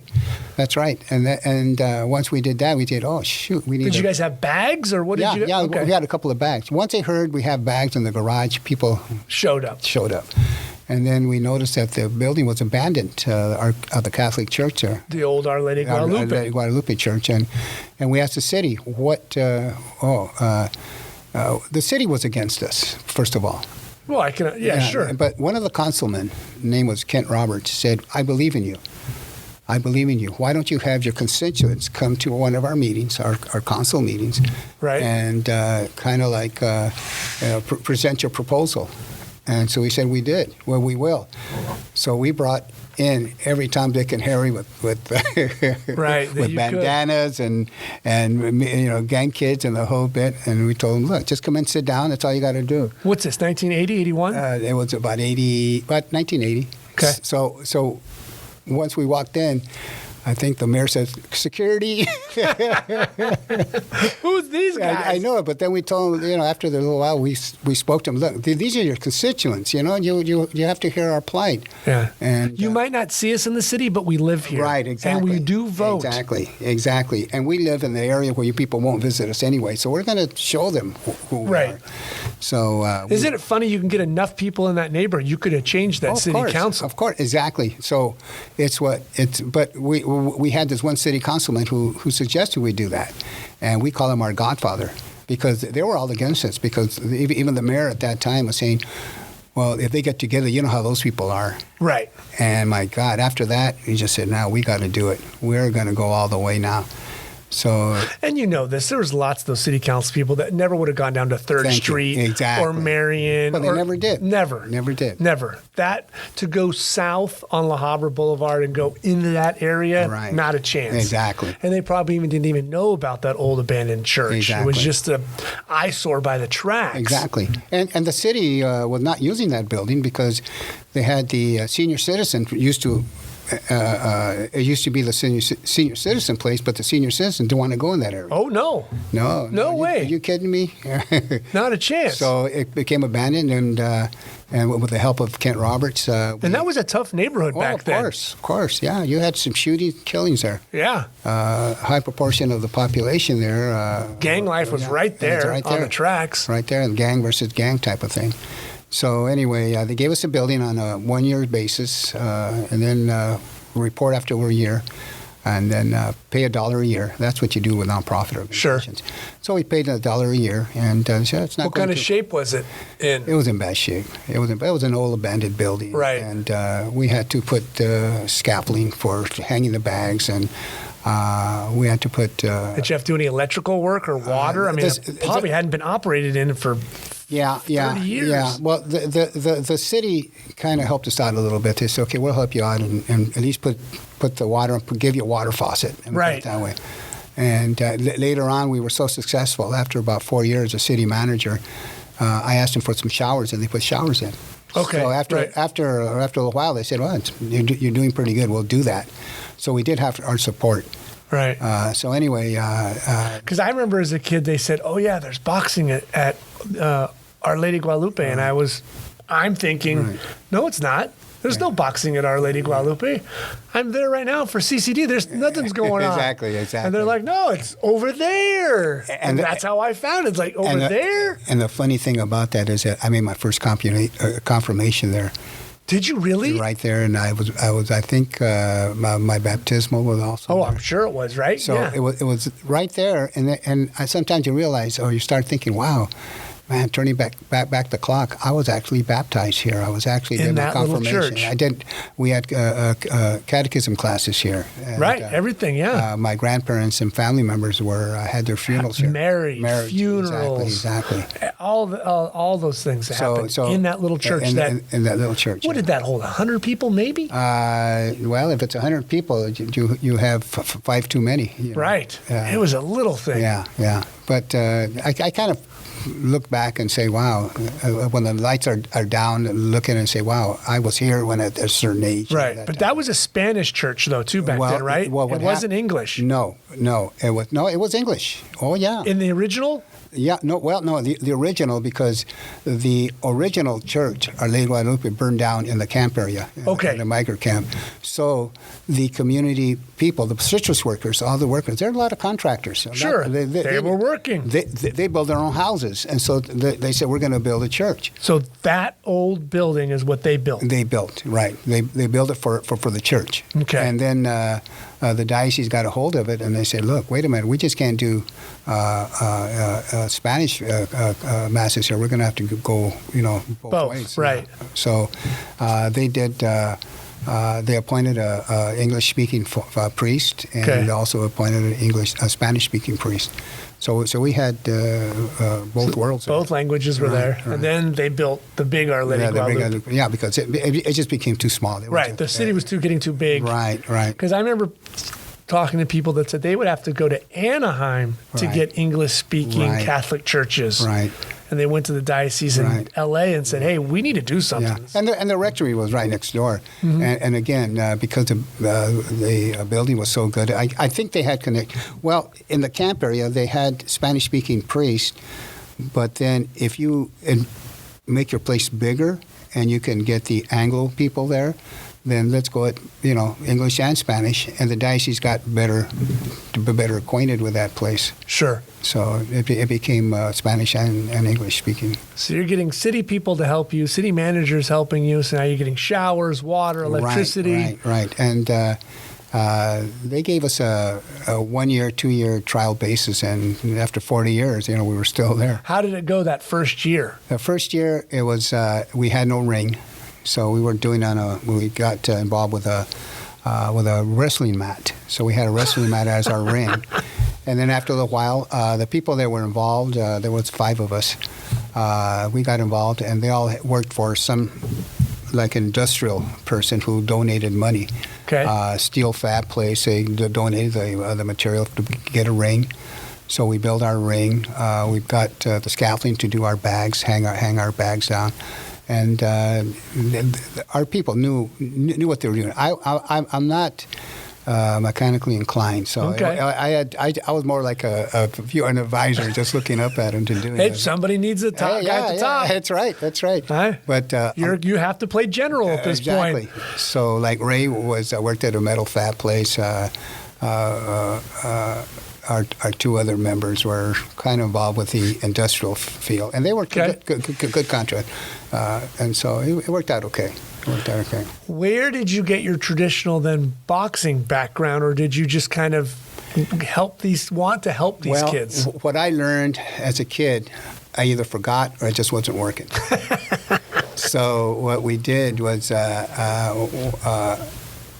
I don't know. It's just we can't read books or anything, because that really you can't apply it to a person to fight or to box. So what we did, we used to go, especially me, we used to go to other gyms in the area and look at see what they do and see if it applies or it can apply to our people. And then gradually we started it's a thing. You have to kind of look at someone boxing, not fighting, and pick up the techniques from their perspective. Not because I always say anyone can fight, but very few can box. Sure.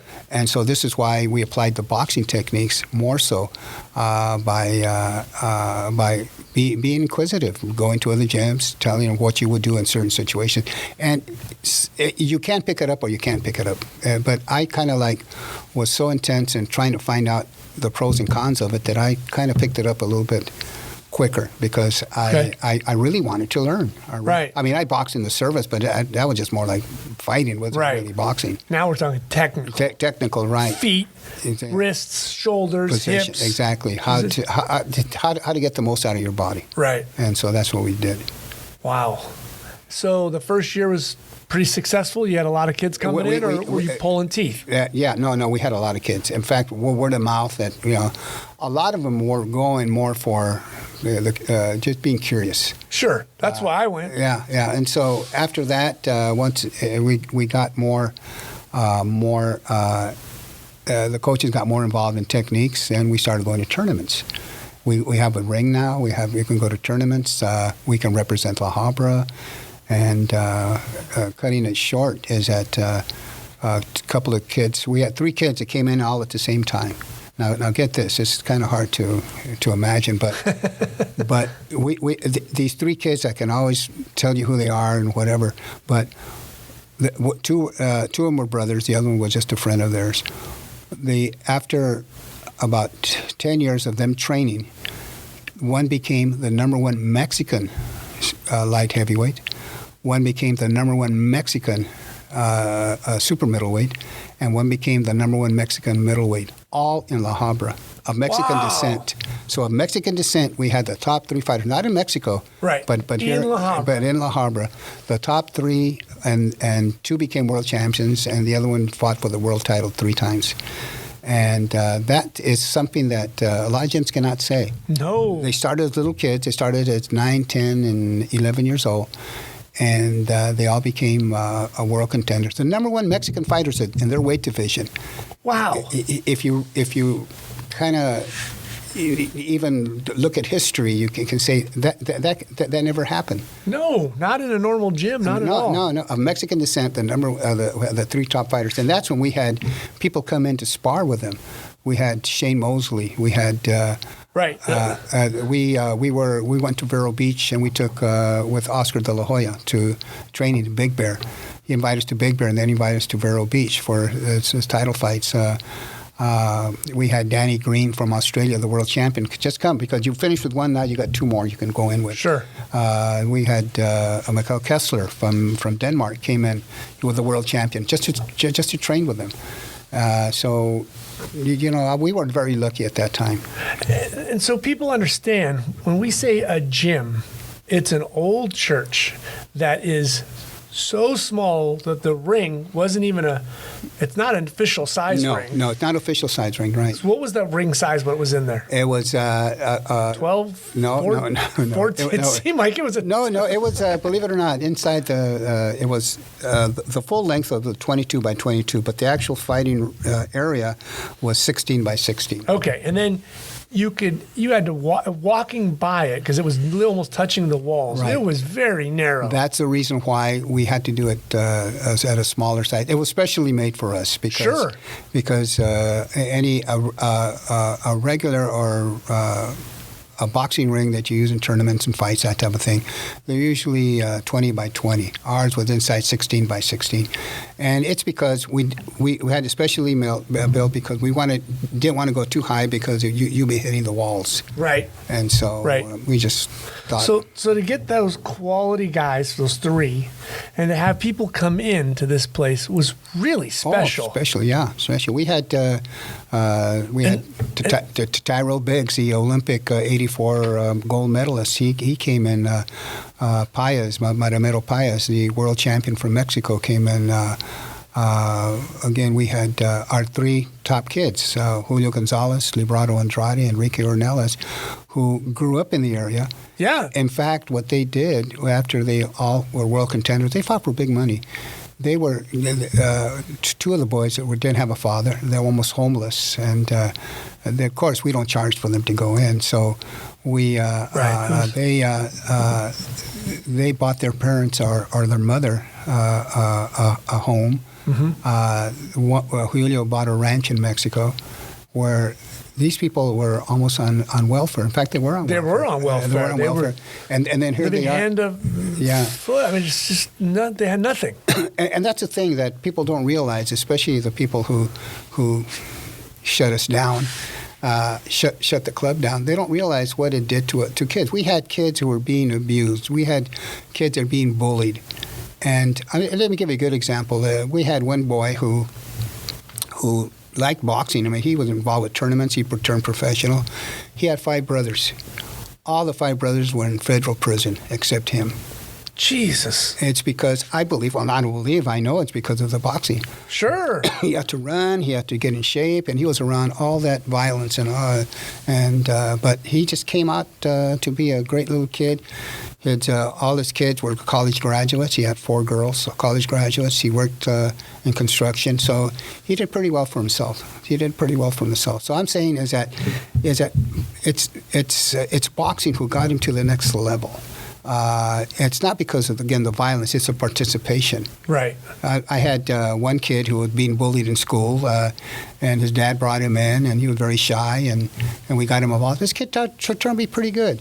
So because by being bullied in school, came to our gym, he's now a detective for gang affairs in the city of Whittier.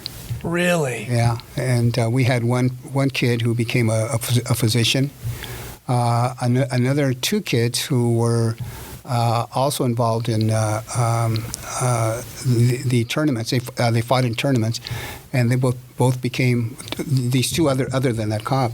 They became attorneys. That's great. And I'm not saying it's because of the boxing club. No, but it didn't hurt. No, absolutely not. It didn't hurt. So those first couple of years, it's in the 80s. Gangs were all over town. Drugs are going on, and this is absolutely a haven for these kids to get away from, whether it was the violence at the house or the violence in the neighborhood or the influences of other people. So it was unbelievable to have this. At what point, is it like 5 years in, 8 years in, are you seeing like this is making a difference? Well, let me tell you a good example. We had one kid who I usually give to the family. Of course, I don't charge to enter our doors. Right, and that was the thing.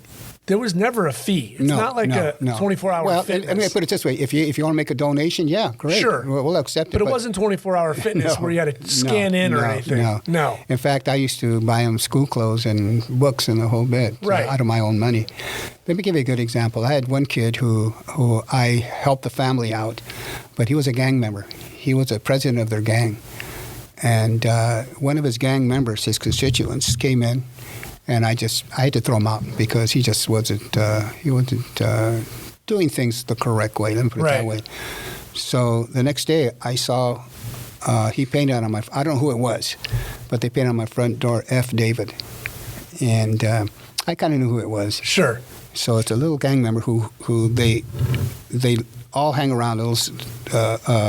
Right outside about a half a block from where the gym's at. Right, up the street. Right, by Imperial Burger. So I went down there and I confronted him. I said, look, I know you did it. Where's your president? Where is your, the ones you listen to? And that kid was the one that I helped out. That president was the one I helped out. So by chance, he was walking down the street, and I said, come over here. Look at the gym wall. So-and-so did it. And so-and-so had a nickname, Travieso, which is a troublemaker. Yeah. I wonder why they call him that. So anyway, I said, now look, you're the president here. You're the leader. Why don't you talk to that kid? Oh, David, I'm so sorry. I didn't realize. You should have told me. And this. And I said, well, I'm telling you now. Telling you now, yeah. Deal with it. He said, my God, please forgive us and this and that. So I said, okay, I just want something done.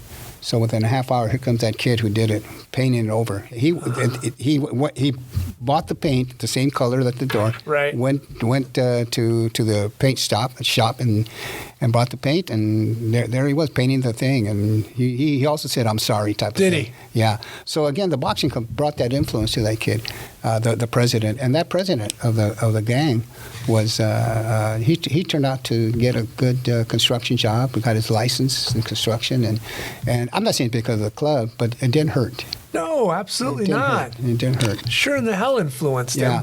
So we had success stories like that. Where does the cut man life become for you? Well, the cut man life became a place where, I had a friend who knew I was a medic in the war, and he said, "Dave, I'm not going to be in town. I want you to work a professional fight for me as a cut man." What year is this? This was in 87. Okay. About 5 years after I opened the gym. Okay. So I said, "Yeah, sure, I'll do it. What do I need to do?" He said, "Well, you know about drugs?" I said, "Yeah." He said, "Okay, just get some adrenaline, and once you get the adrenaline, we'll get you some cotton swabs and Q-tips, and just apply it when he's cut." And I said, "Okay, no problem." I thought that's it. Yeah, it's it. See, this is it. Every cut man out there thinks that that's all they have to do, but there's little things that you have to learn by being a cut man: the constriction, the dilation of the pupils, the brain damage, to see the lethargic, make sure that they respond to you. Little things like that. Sure. And then also when you use a cut, when you put the medicine over the cut, make sure that it doesn't go in your eye, because it goes in your eye, that cut medicine causes a heart attack because of the adrenaline. Really? Yeah, it can do that. Systemic approach, it can go from one area to another. So I think people perceive the cut man as the guy that's got some kind of medical end swell. Yeah, they don't know, but it looks like a silver ice cube, and they're pressing against his face, and that's the cut man. No, but there's also things. But there's so many things you do. Oh, yeah, there's you've got a toolbox in front of you. Yeah, because if you have a cut and you end that end swell, like you say, that cold metal bar, you apply it directly. You can't go from one area to another, like swab it down, because you're just spreading the injury from one area to the other, and little things like that. And so you're not really stopping it. You're just right. You're just pushing from one area to another. Right. And then also, if you have a nosebleed, a lot of people put that damn thing up your nose all the way. Oh, the Q-tip or the Q-tip. Sitting there and they no. All you're doing is you're hurting the membrane there. You're just kind of churning it up. The vital area is the tip of your nose, so it just goes to the tip of your nose. You can swab it a little bit, but make sure that you put direct pressure there. You push it way in there, you're doing more damage than not. Scratching his head. Right, exactly. Also, when you have a cut in your mouth, do you use your adrenaline? No. You try not to use adrenaline, because that's just like systemic. It goes into your system. Be in your stomach. Exactly. And it's like having a nitro pill, but it's not a nitro pill, So, right. Anyway, there's certain So you got to worry about mouth, gum lines, right, teeth. Exactly. And the area, because I've seen where, in fact, I had one referee told me, "Dave, I know about your experiences. You tell me when you want to stop the fight." Really? Yes. And to me, I feel, wow, thank you. I really appreciate that. So anyway, that's big. I know. For a ref to understand that you're no fool in the corner. Yeah. So, you're not his cousin. Right. You know what you're doing. Well, I try to. Let me put it that way. Right, but I think I do. I know enough about cuts, about certain medicines or medication that you use. In the old days, they used to use a Monsol solution, which is like... What is that? It's like a super glue. Oh, God. I know. but in the old days... You just kind of squeeze it closed and try to... close and it closes it sharp. But if you have to suture, that thing's going to... That's a mess. It might become infected because that thing just hardens up in that area. So wow. There's a lot of other things like that. What makes a good cut man? A good cut man? Or maybe, I guess, the cut man that separates himself from the rest of them. It's one that doesn't boast about their abilities. There's a lot of boasting, I'm a cut man type of thing. But if you ask them questions, medical questions, they don't know. A good one would be make sure that I had one cut man who actually cut himself and used a certain cut medicine. It's what you use. It's like you use adrenaline. A good cut man will know, and this is a little thing that I really don't like to tell, but okay, I'll say it, is that you got two types of adrenaline. You got the topical and you got the injectable. Okay. So what do you figure the injectable? Heart attacks, if you have paramedics that use that. But the topical was exactly what it means, topical. Okay. And then this one cut man came up to me, and he works a lot of fights. Oh, Dave, this doctor gave me some adrenaline. It's 1 in 100,000, which means that 100,000, 10,000, 100,000, whatever. We use 1 in 1,000. The 100,000 is like putting water. It's like a very well. They emphasize it's lidocaine and adrenaline, but they emphasize more of the lidocaine because the 100,000, 1 in 100,000. You might use water in a sponge and water. So, but the 1 in 1,000 works better. So they're enthused. Look what I got. Well, he gave it to you because it's useless. It's just well, look at the big number here. That's me. The big number means less, not more. Right. So 1 to 1 is good. Yeah, 1 in 1,000 is good. 1 in 100,000 it's worse. Yeah. So, just less. Exactly. Know your fractions. Exactly. Exactly. And a lot of them, if you ask them, well, where do you keep your adrenaline? Well, I keep it in the refrigerator. You can't put adrenaline more than maybe 68 degrees, and the refrigerator is 37 degrees. Sure. And you can't have it out in the heat because the heat it's just bad for it. It just loses its strength. Okay, how do you know if adrenaline's any good? Well, I don't know. I just use the expiration date. No, but that's what they tell you. Right. And a lot of them call themselves, okay, we're professionals because we know this. Yeah, but you don't know the underlying factors. How do you know? How do you take care of your medicine? Where do you store it? How old is it? Where did you get it from? What's the strength? They don't know that. And also, a good cut man will know if, let's say, for instance, you have a cut. You have a cut inside of a cut, subcutaneous cut, and a lot of them don't know. They just. How does that happen? A cut and a cut. Well, a cut and a cut would mean that it's a pretty intense. Is it deep? Cut. Yes, it's deep. Just how deep it goes, more in the eyebrow, under the eyebrow. Also, you got to. What does it take to get that? Just the right blow? Yes. Or just repetitive? More of a headbutt. Oh, okay. More headbutt. And then you got to know your anatomy. What part of the body is more vascular than others. The top of the head, more vascular. So there's more vessels that you might bleed. It's hard to stop. Wow. And just little things like that. But I'm not saying I know more than anybody, but I know more than most people. Right. You had an insight going in just from being a medic. Right. Yeah, and understanding. And then I can expand on that on the cuts. So. I've given seminars to the SWAT team of LA, the sheriff SWAT team. They invited me, and they want to learn how to stop cuts also. Sure. And they teach me like I teach them.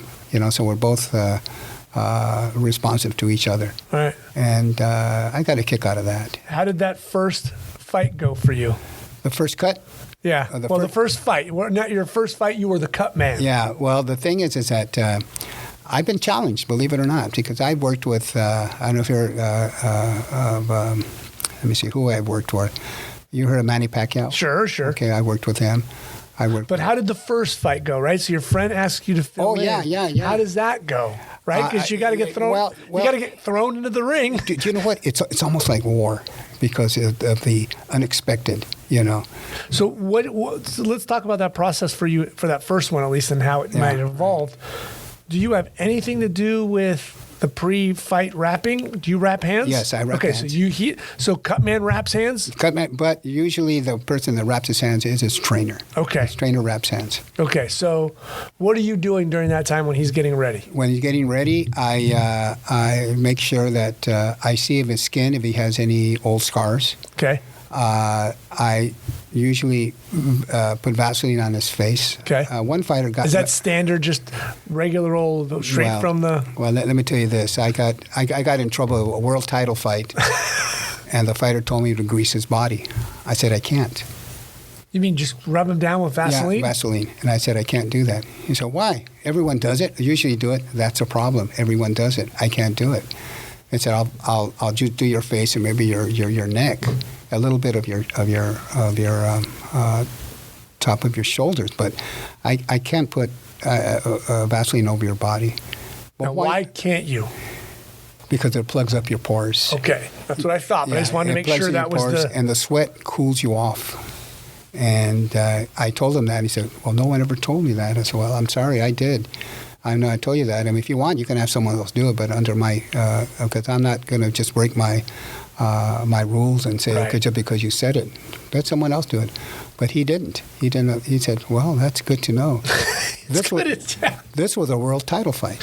What? Yeah, a world title fight. And not people letting him know. It's kind of like... That far along? Yeah. And then he's the type that was getting these vitamin B shots, the ones you get from Mexico. Right. And they're fat soluble. So that stays in your system. I told him, look, if you want to get a vitamin B shot, it might help you a little bit, but get the water soluble, where you piss it right off. Right. So there's little things I tell them after the fact, because they shoot themselves with vitamin B shots, and that's like drinking a bucket of lard and stuff. Oh my goodness! But those are little things that I kind of like make sure that they know what's the right way and the wrong way type of thing. So that first fight, how does it go?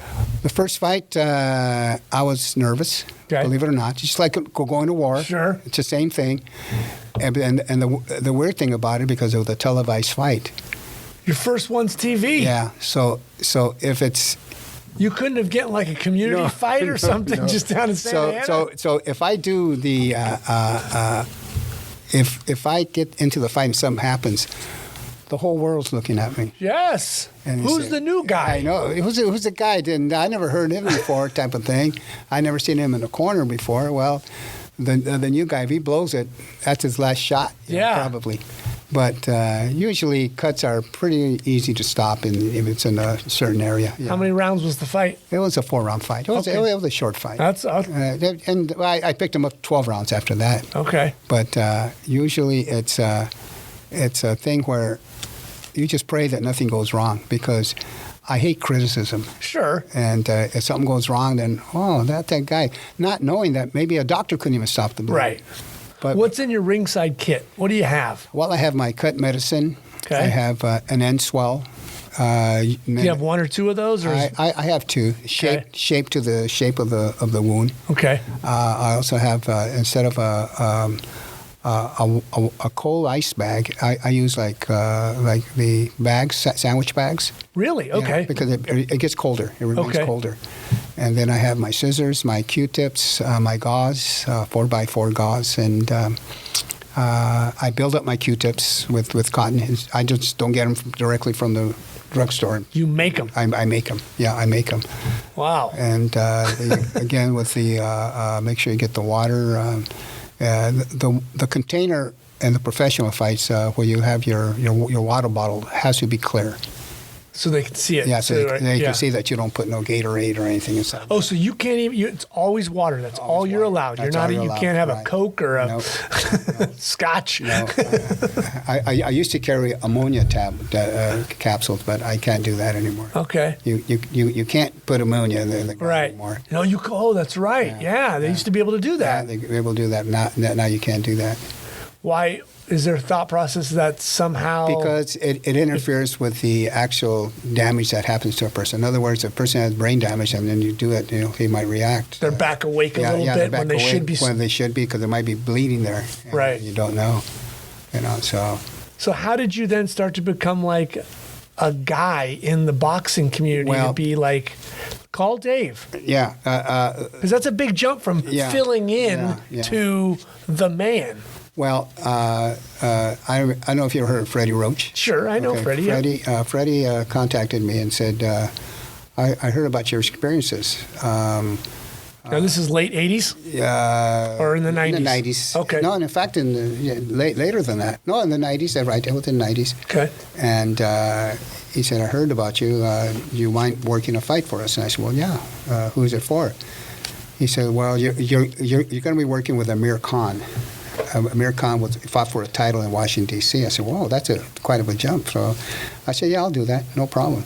So we went to Washington, D.C., nationally televised, world title fight. It's funny because before we entered the ring, when Amir Khan's people said, "Here, take the flag of his country." I forgot where it's from, Pakistan. Or right. something. Yeah. But, so here I am, a cut man with a flag, walking inside the ring. But after that, we got pretty well.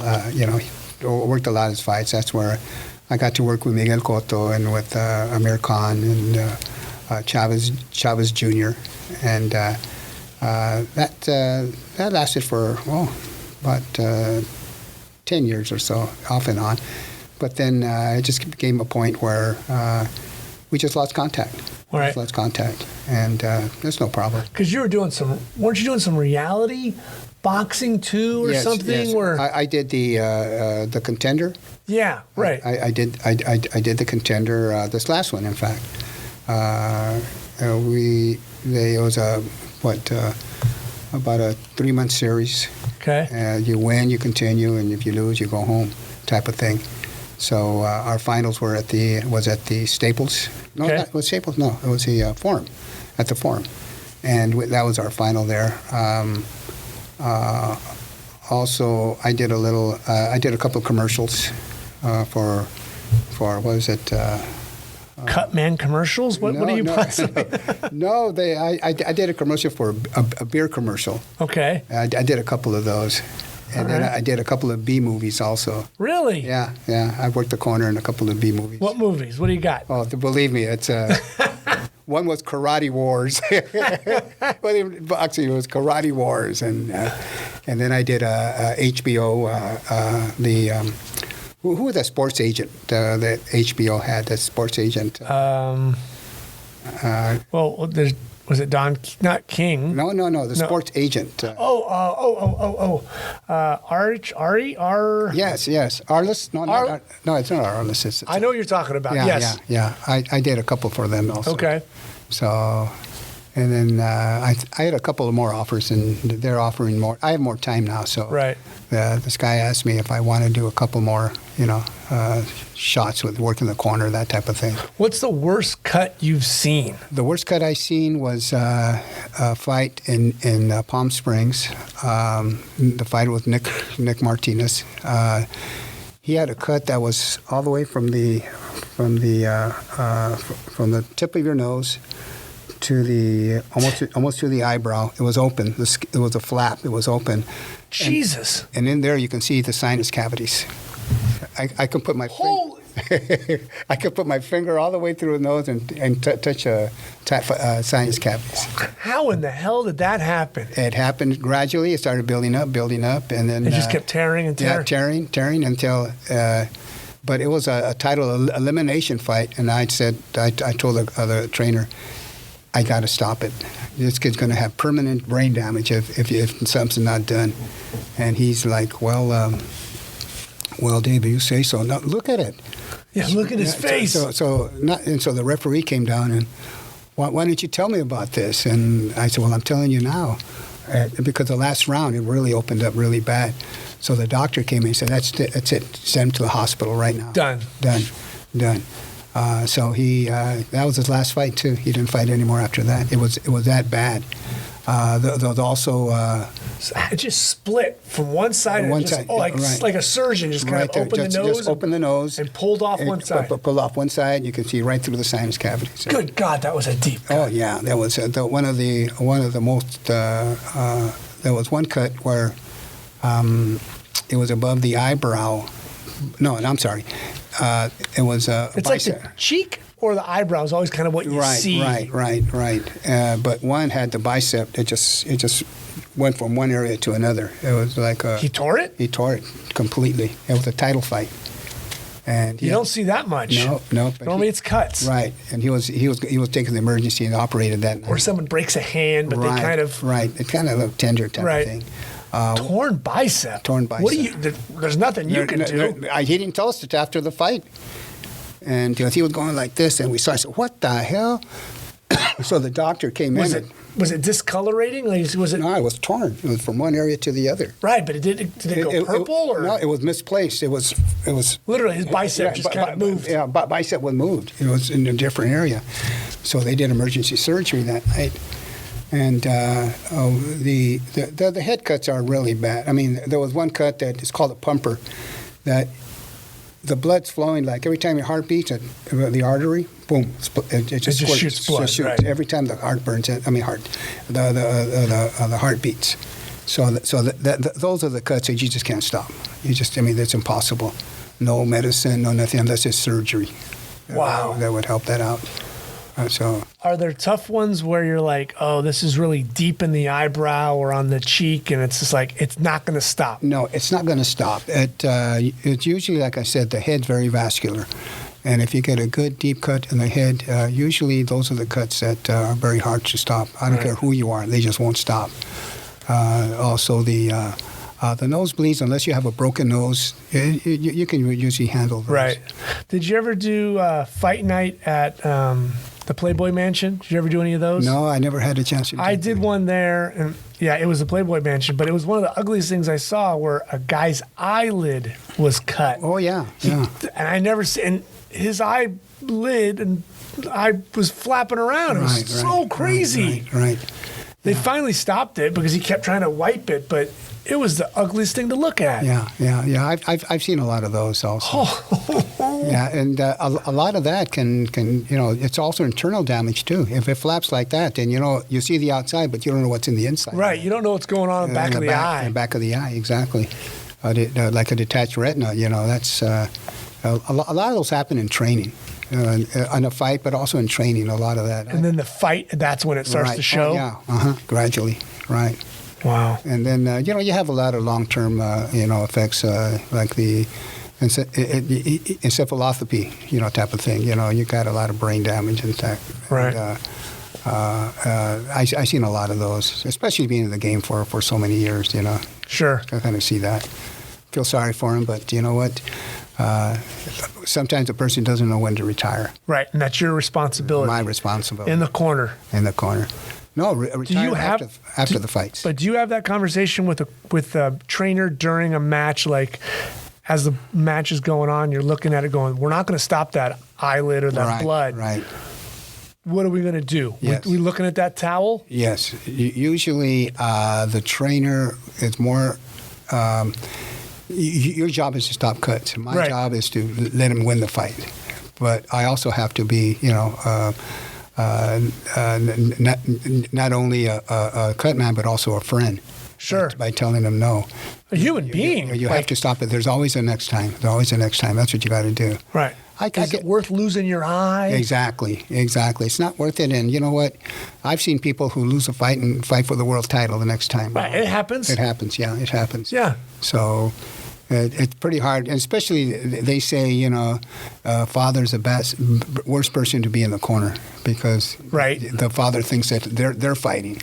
And they want it to go a little bit longer. You have more guts than you think you have. Do you see that with Mayweather? Mayweather, no, because he's so good. You don't have to do that. Right. He's really a good fighter. So, someone like that, like how is it managing someone like that that's such a loud personality, or Tyson in the early '80s? Those kind of people where it's just it's almost it's not just a boxer. It's a huge identity and icon. The truth is money.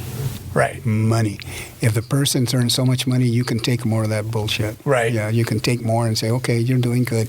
So there's people that, if you have a conscience and you're really a hardcore trainer and believe in what you believe, then you would say, you know what, I can't take this no more. You can move on.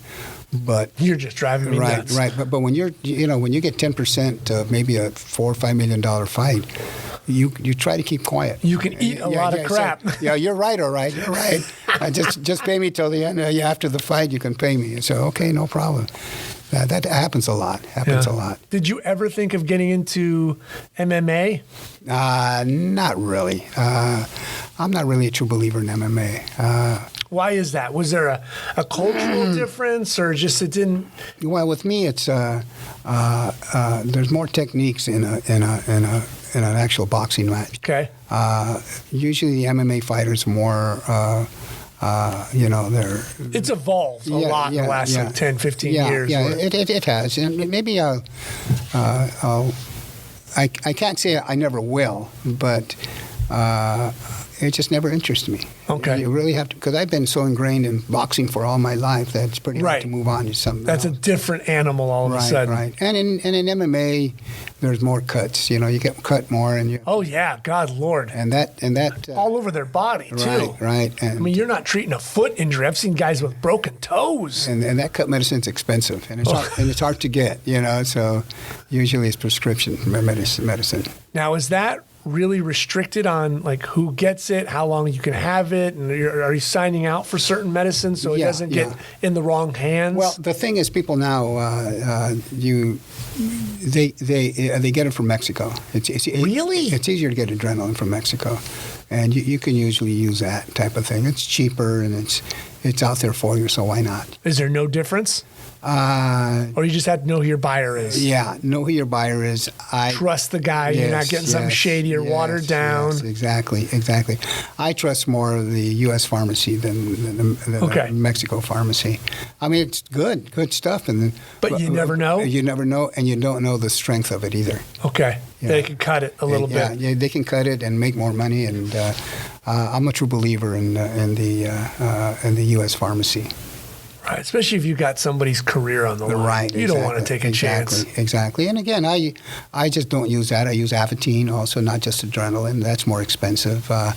Also, people use the thrombin. It's a powdered form. Like I said before, they used to use a Moncel solution, which is like your super glue type of thing. Right. So I kind of know what I need to do. Okay.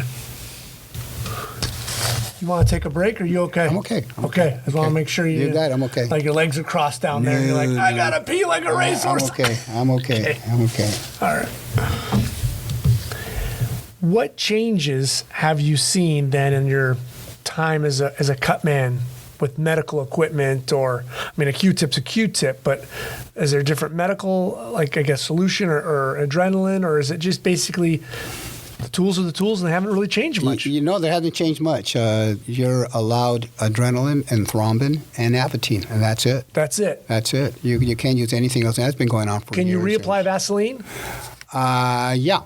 Okay. Yeah. But Vaseline, That's it. Because it's not a drug or anything. Right. Well, I've seen sometimes, I'm sure you've done this, they'll put the Vaseline on, the ref will just about to get it on, and he'll look over and he'll be like, yeah, go back, get some of that wiped off. Oh, yeah, of course. Because you look like someone dropped the jar on your head. You can't do that because, first of all, it can go in your opponent's eye and then your eye. Yeah, you wipe your face on your glove, you hit him, and now all of a sudden you're shooting Vaseline everywhere. Exactly. No, Vaseline, unless it's a glob, then they will tell you, no, don't do that. Don't do that. So how are you balancing at this point in the 90s into the 2000s, the club and your second career of boxing? As you know, like I said, after 40 years, I had to close down my club.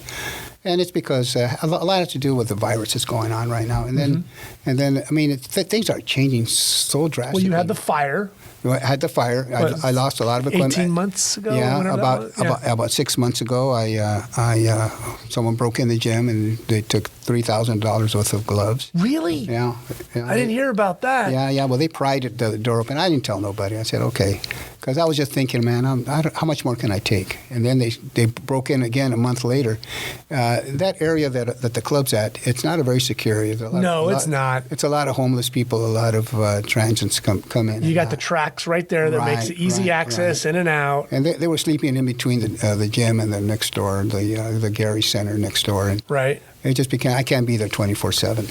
So anyway, after that, and then... So that's funny because I remember the gangs used to, be the patrol of that area. Oh, yeah. Yeah, not anymore. Yeah, right, because they've all kind of grown up and gone away. Right. And now you have more homeless there. Right. And then now they have the virus. Now they wanted me to fumigate the place professionally with $500 a shot every 2 weeks. And then I had to pay more. Now they got the sexual liability insurance. Right. Because of the Boy Scout thing. Oh, right. And now you have to have that insurance. Property taxes, you have to get that. And you have to, I pay all the utilities, and I've been closed. And the service clubs that used to help me, not really much, because usually I pay most of the bills, but now the service clubs that were helping me because of the virus, they're not doing their functions anymore, so they can't give money. Right. Whether it's the Lions Club or the Knights of Columbus, whoever it was, they just can't. Right. The Lions Club didn't have the Corn Festival this year. Right. And that hurts. That hurts a lot of nonprofits. That made a ton of money for them. Right. And so... and that money would get doled out to Boys and Girls Club and your club and senior centers. But as of late, I've had people call me up crying, why are you closing? And the kids, I said, where am I going to take my kids now? And this and that. And with that, I had one of my professional fighters to say, look, I'm going to open up a gym. Let's see what I can do. I said, well, if you need my help, I don't want to run a club anymore because after 40 years, I'm kind of tired. Oh, sure. I'm tired, and now I want to live my life a little bit more, visit my family members who live out of state. It was Monday through Friday. It was Saturdays. Saturdays. You had it on. Yeah. And so it just not wrecked, but it just took my life over. Sure. So now I think that it happened for a reason. With the virus, with the sexual abuse insurance, with the liability I have to pay now with the utilities, it all kind of like came in one big lump, and I'm saying to myself, do I really need it? Right. Do I need this battle right now in my life? Exactly. And my wife decided, no, this is it. You got to call it. It's a. Was she the cut man and she threw in the towel for you and just said, no? You were in the ring all by yourself. When I met her, she knew nothing about boxing. Well, she sounds like she just called it for you there. The way. Let me give you a good story. I took her to the first fight. I took her. It was a 10-round fight, so she didn't know the fighter from heck, So, right. So I took her to the fights, and she was drinking her little wine and stuff. So after the fight, our kid won by knockout. Before we went into the ring to take the gloves off, she was already in the ring. What? Hugging the guy. Oh, you won. I said, I think I better take the wine away from her. So it was a funny story. She wasn't wearing white, was she? Because you never wear white to a fight. You're going to get blood all over you. First fight she ever went to. I said, okay, no problem. So. How did you guys meet? Me and my wife met her at a club. Okay. Met her at a club. So after school, after Cal State Fullerton? Yeah. Back after the military, believe it or not, I didn't get married until I was 60. Oh, really? Yeah. I mean, I lived with women. I used to say that. But the club was your woman. Your wife was your woman. Right. I had a daughter before that, of course, and I just wasn't ready. Maybe I wanted to know her a little bit better. But I was with her for 20 years before I married her. Okay. So between me and you, she was involved in the music business. Let me put it that way. Okay. She knew a lot of artists, big-time artists and stuff. So that's as smart as I'll go. But that's okay. But she was very. She wasn't well known, but her ex was. It was her second marriage. Okay. So. But you got yourself a good one. Yes. She cooks for me. She does everything for me, and so. She put up with your boxing life. Let me tell you. She, and then now it's a late. She wants to go. Well, not late, but. Like we went to New York for a title fight. She wanted to go. I said, "Yeah, I'll make enough money for the fight type of thing." So she went with me, and the first thing she wanted to see was not the Statue of Liberty. She wanted to see Macy's. Oh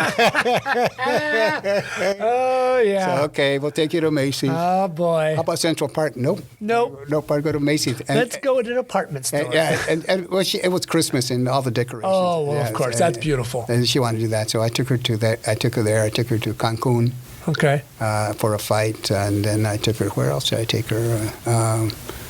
I took her twice to to Canada. I took her to Canada. Okay. For Montreal, and Montreal's beautiful. Oh, beautiful! Yeah, she tells people all about it, what she did, because she usually, she never went on big trips until I took her. Okay. But before that, and boxing kind of allows that because it's not just Vegas. There's boxing all over the world. I fought. I had title fights in Dusseldorf, Germany, Dublin, Ireland, Tokyo, Japan. Almost every state in Mexico, almost every state in the United States. Right. So I've been to quite a few places. What's the best fight you've seen, and you're working it? Working it. I think it was the.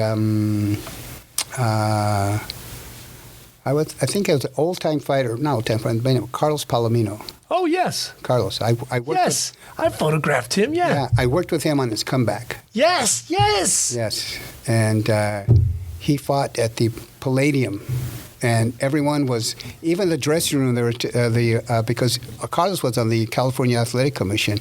So the people, the referee was in there and saying, Carlos, you're our friend, you know, and if anything happens to you, you know, I would feel bad about it. And Carlos said, come on, can you just give me the instructions, you know, come on. Right. This and that. I'm not signing autographs, just tell me. Yeah, the whole bit.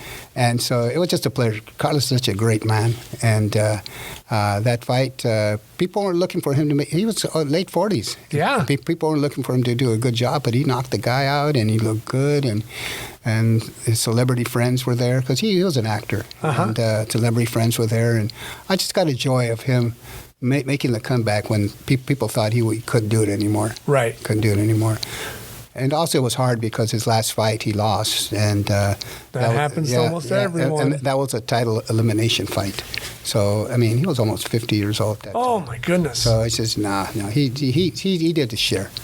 But that was good. And was there a fight that really kept you busy from like the moment the bell started till the end, where you're just constantly working on this guy in a corner, where you're just like, good Lord, I'm going to win a Silver Star again if I keep this up? Yeah. I think one of them was one of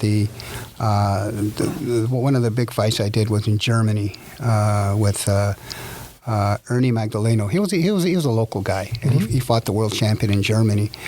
And everyone was against us there. I mean, they started playing the Hitler song or whatever, that march song. It was kind of like spooky, and say, "Oh shoot!" And then we couldn't go to the ring because it was so like crowded with people, and you couldn't get through the fans. Couldn't get through the fans because they were all waiting for the other guy, not us.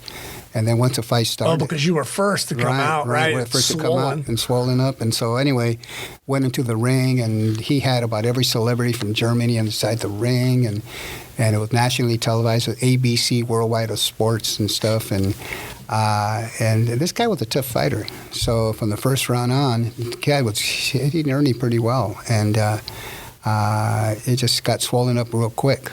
He got the eye swollen or whatever. And so you just go to work. I did double duty then, make sure that the swelling came down. He lost the fight, but he was competitive. So it made you work a little bit. Also, one with... Do you like that, though? So it keeps you engaged? Yes. I love the challenge. At first, it's like you have to put blinders on. You say to yourself, no, this is something that I got to, I gotta, it's my job type of thing. Yeah, you got 1 minute to do work. Right. And even the Bradley fight, the Bradley and Prognostikov fight, that was HBO Fight of the Year. 2013, Right. In the 8th round, he got cut really bad. And the referee came to the corner, we're going to stop it. And do they kind of look at you and go, we're going to stop it if you don't stop it? Bleeding? But it was a funny thing. The referee, Pat Russell, was airborne in the military. I say, you going to work on it, Airborne? I said, Pat, you got it. I got you covered, Pat. Okay, Airborne, you tell me when you want to stop it, okay? I said, you got it. And by chance and luck, I stopped it. The commentator saying, good job. Where was it? Cheek? Eyebrow? No, it was the eyebrow. It was but it was deep. Deep into the. What's worse, skin or into the hairline, or a little bit of that? Well, inside. It's a cup. It's because you get that fat. If you see a little fat inside of a cut, then you know it's a little bit deeper than not. So that's when the whiteness starts to show? So you can tell more or less if it's a bad cut. What'd you have to do? Get in there real quick. Make sure that I clean the wound with gauze, and then apply the medicine. I try not to. There's some medicine you can apply with the blood, but with the adrenaline, just wipe it off and then put the medication there. But you got to jump it in real quick. Right. Yeah. You're on the clock. Right. Boom. Exactly. And so doing that. So again, I kind of know when and when not to do it. Because if you got 2 cuts, then what are you going to do? And then the eye is swollen. Right. So instead of using the end swell, I use my thumb. let's say I use my inswell here and my thumb on the other side. Okay. Yeah, Squeeze, right. Push it away from No, you don't push it away. Oh, what do you do? Direct pressure. Oh, squeeze it down. Squeeze it, okay. yeah. Squeeze it I'm a down. lousy cut man. I have no idea. So I won't hire you next time. Yeah, no. I got to sit next to you and But again, there are little tricks in the trade that you do, you know. Okay. Like I mentioned earlier, cut in the mouth, you don't put medication in No. It's because, again, it's systemic, and you can go one area to the other and cause more damage than not. So, and then... have there been some fights where you're looking at a guy going, "Oh man, you're going to make me work all night"? Yeah. I could just tell. Yeah. You got scars. Your face is all. Yeah. Your nose is crooked in 3 different ways. Especially if you have 2 cuts over one eye and then the other eye. You're working on both eyes, and then you have a swollen eye or a swollen cheek. You have to work on that. I leave that alone. If the cut's more important than right. Let's say like a little swollen cheek or whatever. I'll get to you next round. I got to stop this bleeding. Exactly. You're not going to make it. Exactly. And so that's what you do sometimes. You got to, see what's more important than not. Right. So it's a judgment call. Wow. It's a judgment call, so it's not bad. Over your 40 years at the club, and then mixing in the cut man in between, is there any regrets that you might have had, things you might have missed because of, I got to pay attention to the club and I can't go to this fight, or because you balanced, like it's 2 love affairs you're trying to balance. Yeah. I've had when people go to the Golden Glove finals, and then I have a fight that night also, or a fight during that. If it's a fight it's away from town, then I have to stay with that fighter. But what I usually do is I have a standby. I tell this person, now look, you've never done cuts before, but it's a 4-round fight, and I'm pretty sure my fighter is going to win by knockout or whatever. Right. In other words, it's an A fighter versus a B fighter. Then I usually go with if it's a Golden Glove guy that's in the finals or semifinals, I'll go with him. Sure. Because there's more, in the long run, there's going to be a good opportunity that he'll get more of a standing or ranking if he wins the Golden Gloves. In a 4-round fight, and I know the kid's going to be doing good, I usually have someone standing, or a person who knows how to do cuts. Right. I have a friend who's also a cut man, and I'll tell him, no, why don't you go with him? Cover me. Yeah. In fact, I've done that a couple of times where my own professional fighter has a fight, and I have a title fight out of state. Then I'll go to that title fight because I trust my cut man. Right. And usually those people are also on their trainer / cut man. Pulling double duty. Yeah, double duty, right. But again, if I send a cut man and the cut man will be a chief second, I know that cut man is also a trainer. So that makes sense. I cover both angles on that. Wow. I cannot thank you enough for your time. I cannot thank you enough for what you've done for the community, for all the boys and girls that have been into the club, all the old men who've been in there and tried to get back in shape and relive their glory days. Right. Your service to this country is unbelievable. It's finally nice to actually hear the story instead of, fighting you in your chair in the back room to talk about it, Well, you're one of the very few that I do tell my story about this, especially the military. Right. Yeah, well, I hope several million people hear this podcast. Wait a minute. Yeah. It's a wonderful, unbelievable thing you were able to do, and you're still doing it. Yeah. Well, again, it's something that's ingrained with me. I've always liked that challenge ever since playing football, and carried me through the military and carried me through my jobs that I used to have. Retired now, I kind of lay back now and just start thinking about doing things that I didn't have the opportunity to do before. Visit my daughter who lives out of state, spend more time with my immediate family here, so that type of thing. Good for you. Well, appreciate it. David Martinez, you're an angel. I appreciate it. Well, that's what my wife says. So, thank you, Matt. You're the best. Thank you, Matt. All right. Hope you enjoyed that podcast. Please subscribe and hit the like button where you just listened. You can follow us on Instagram and Twitter. We also have a website, justagoodconversation.com, where you can leave questions and comments.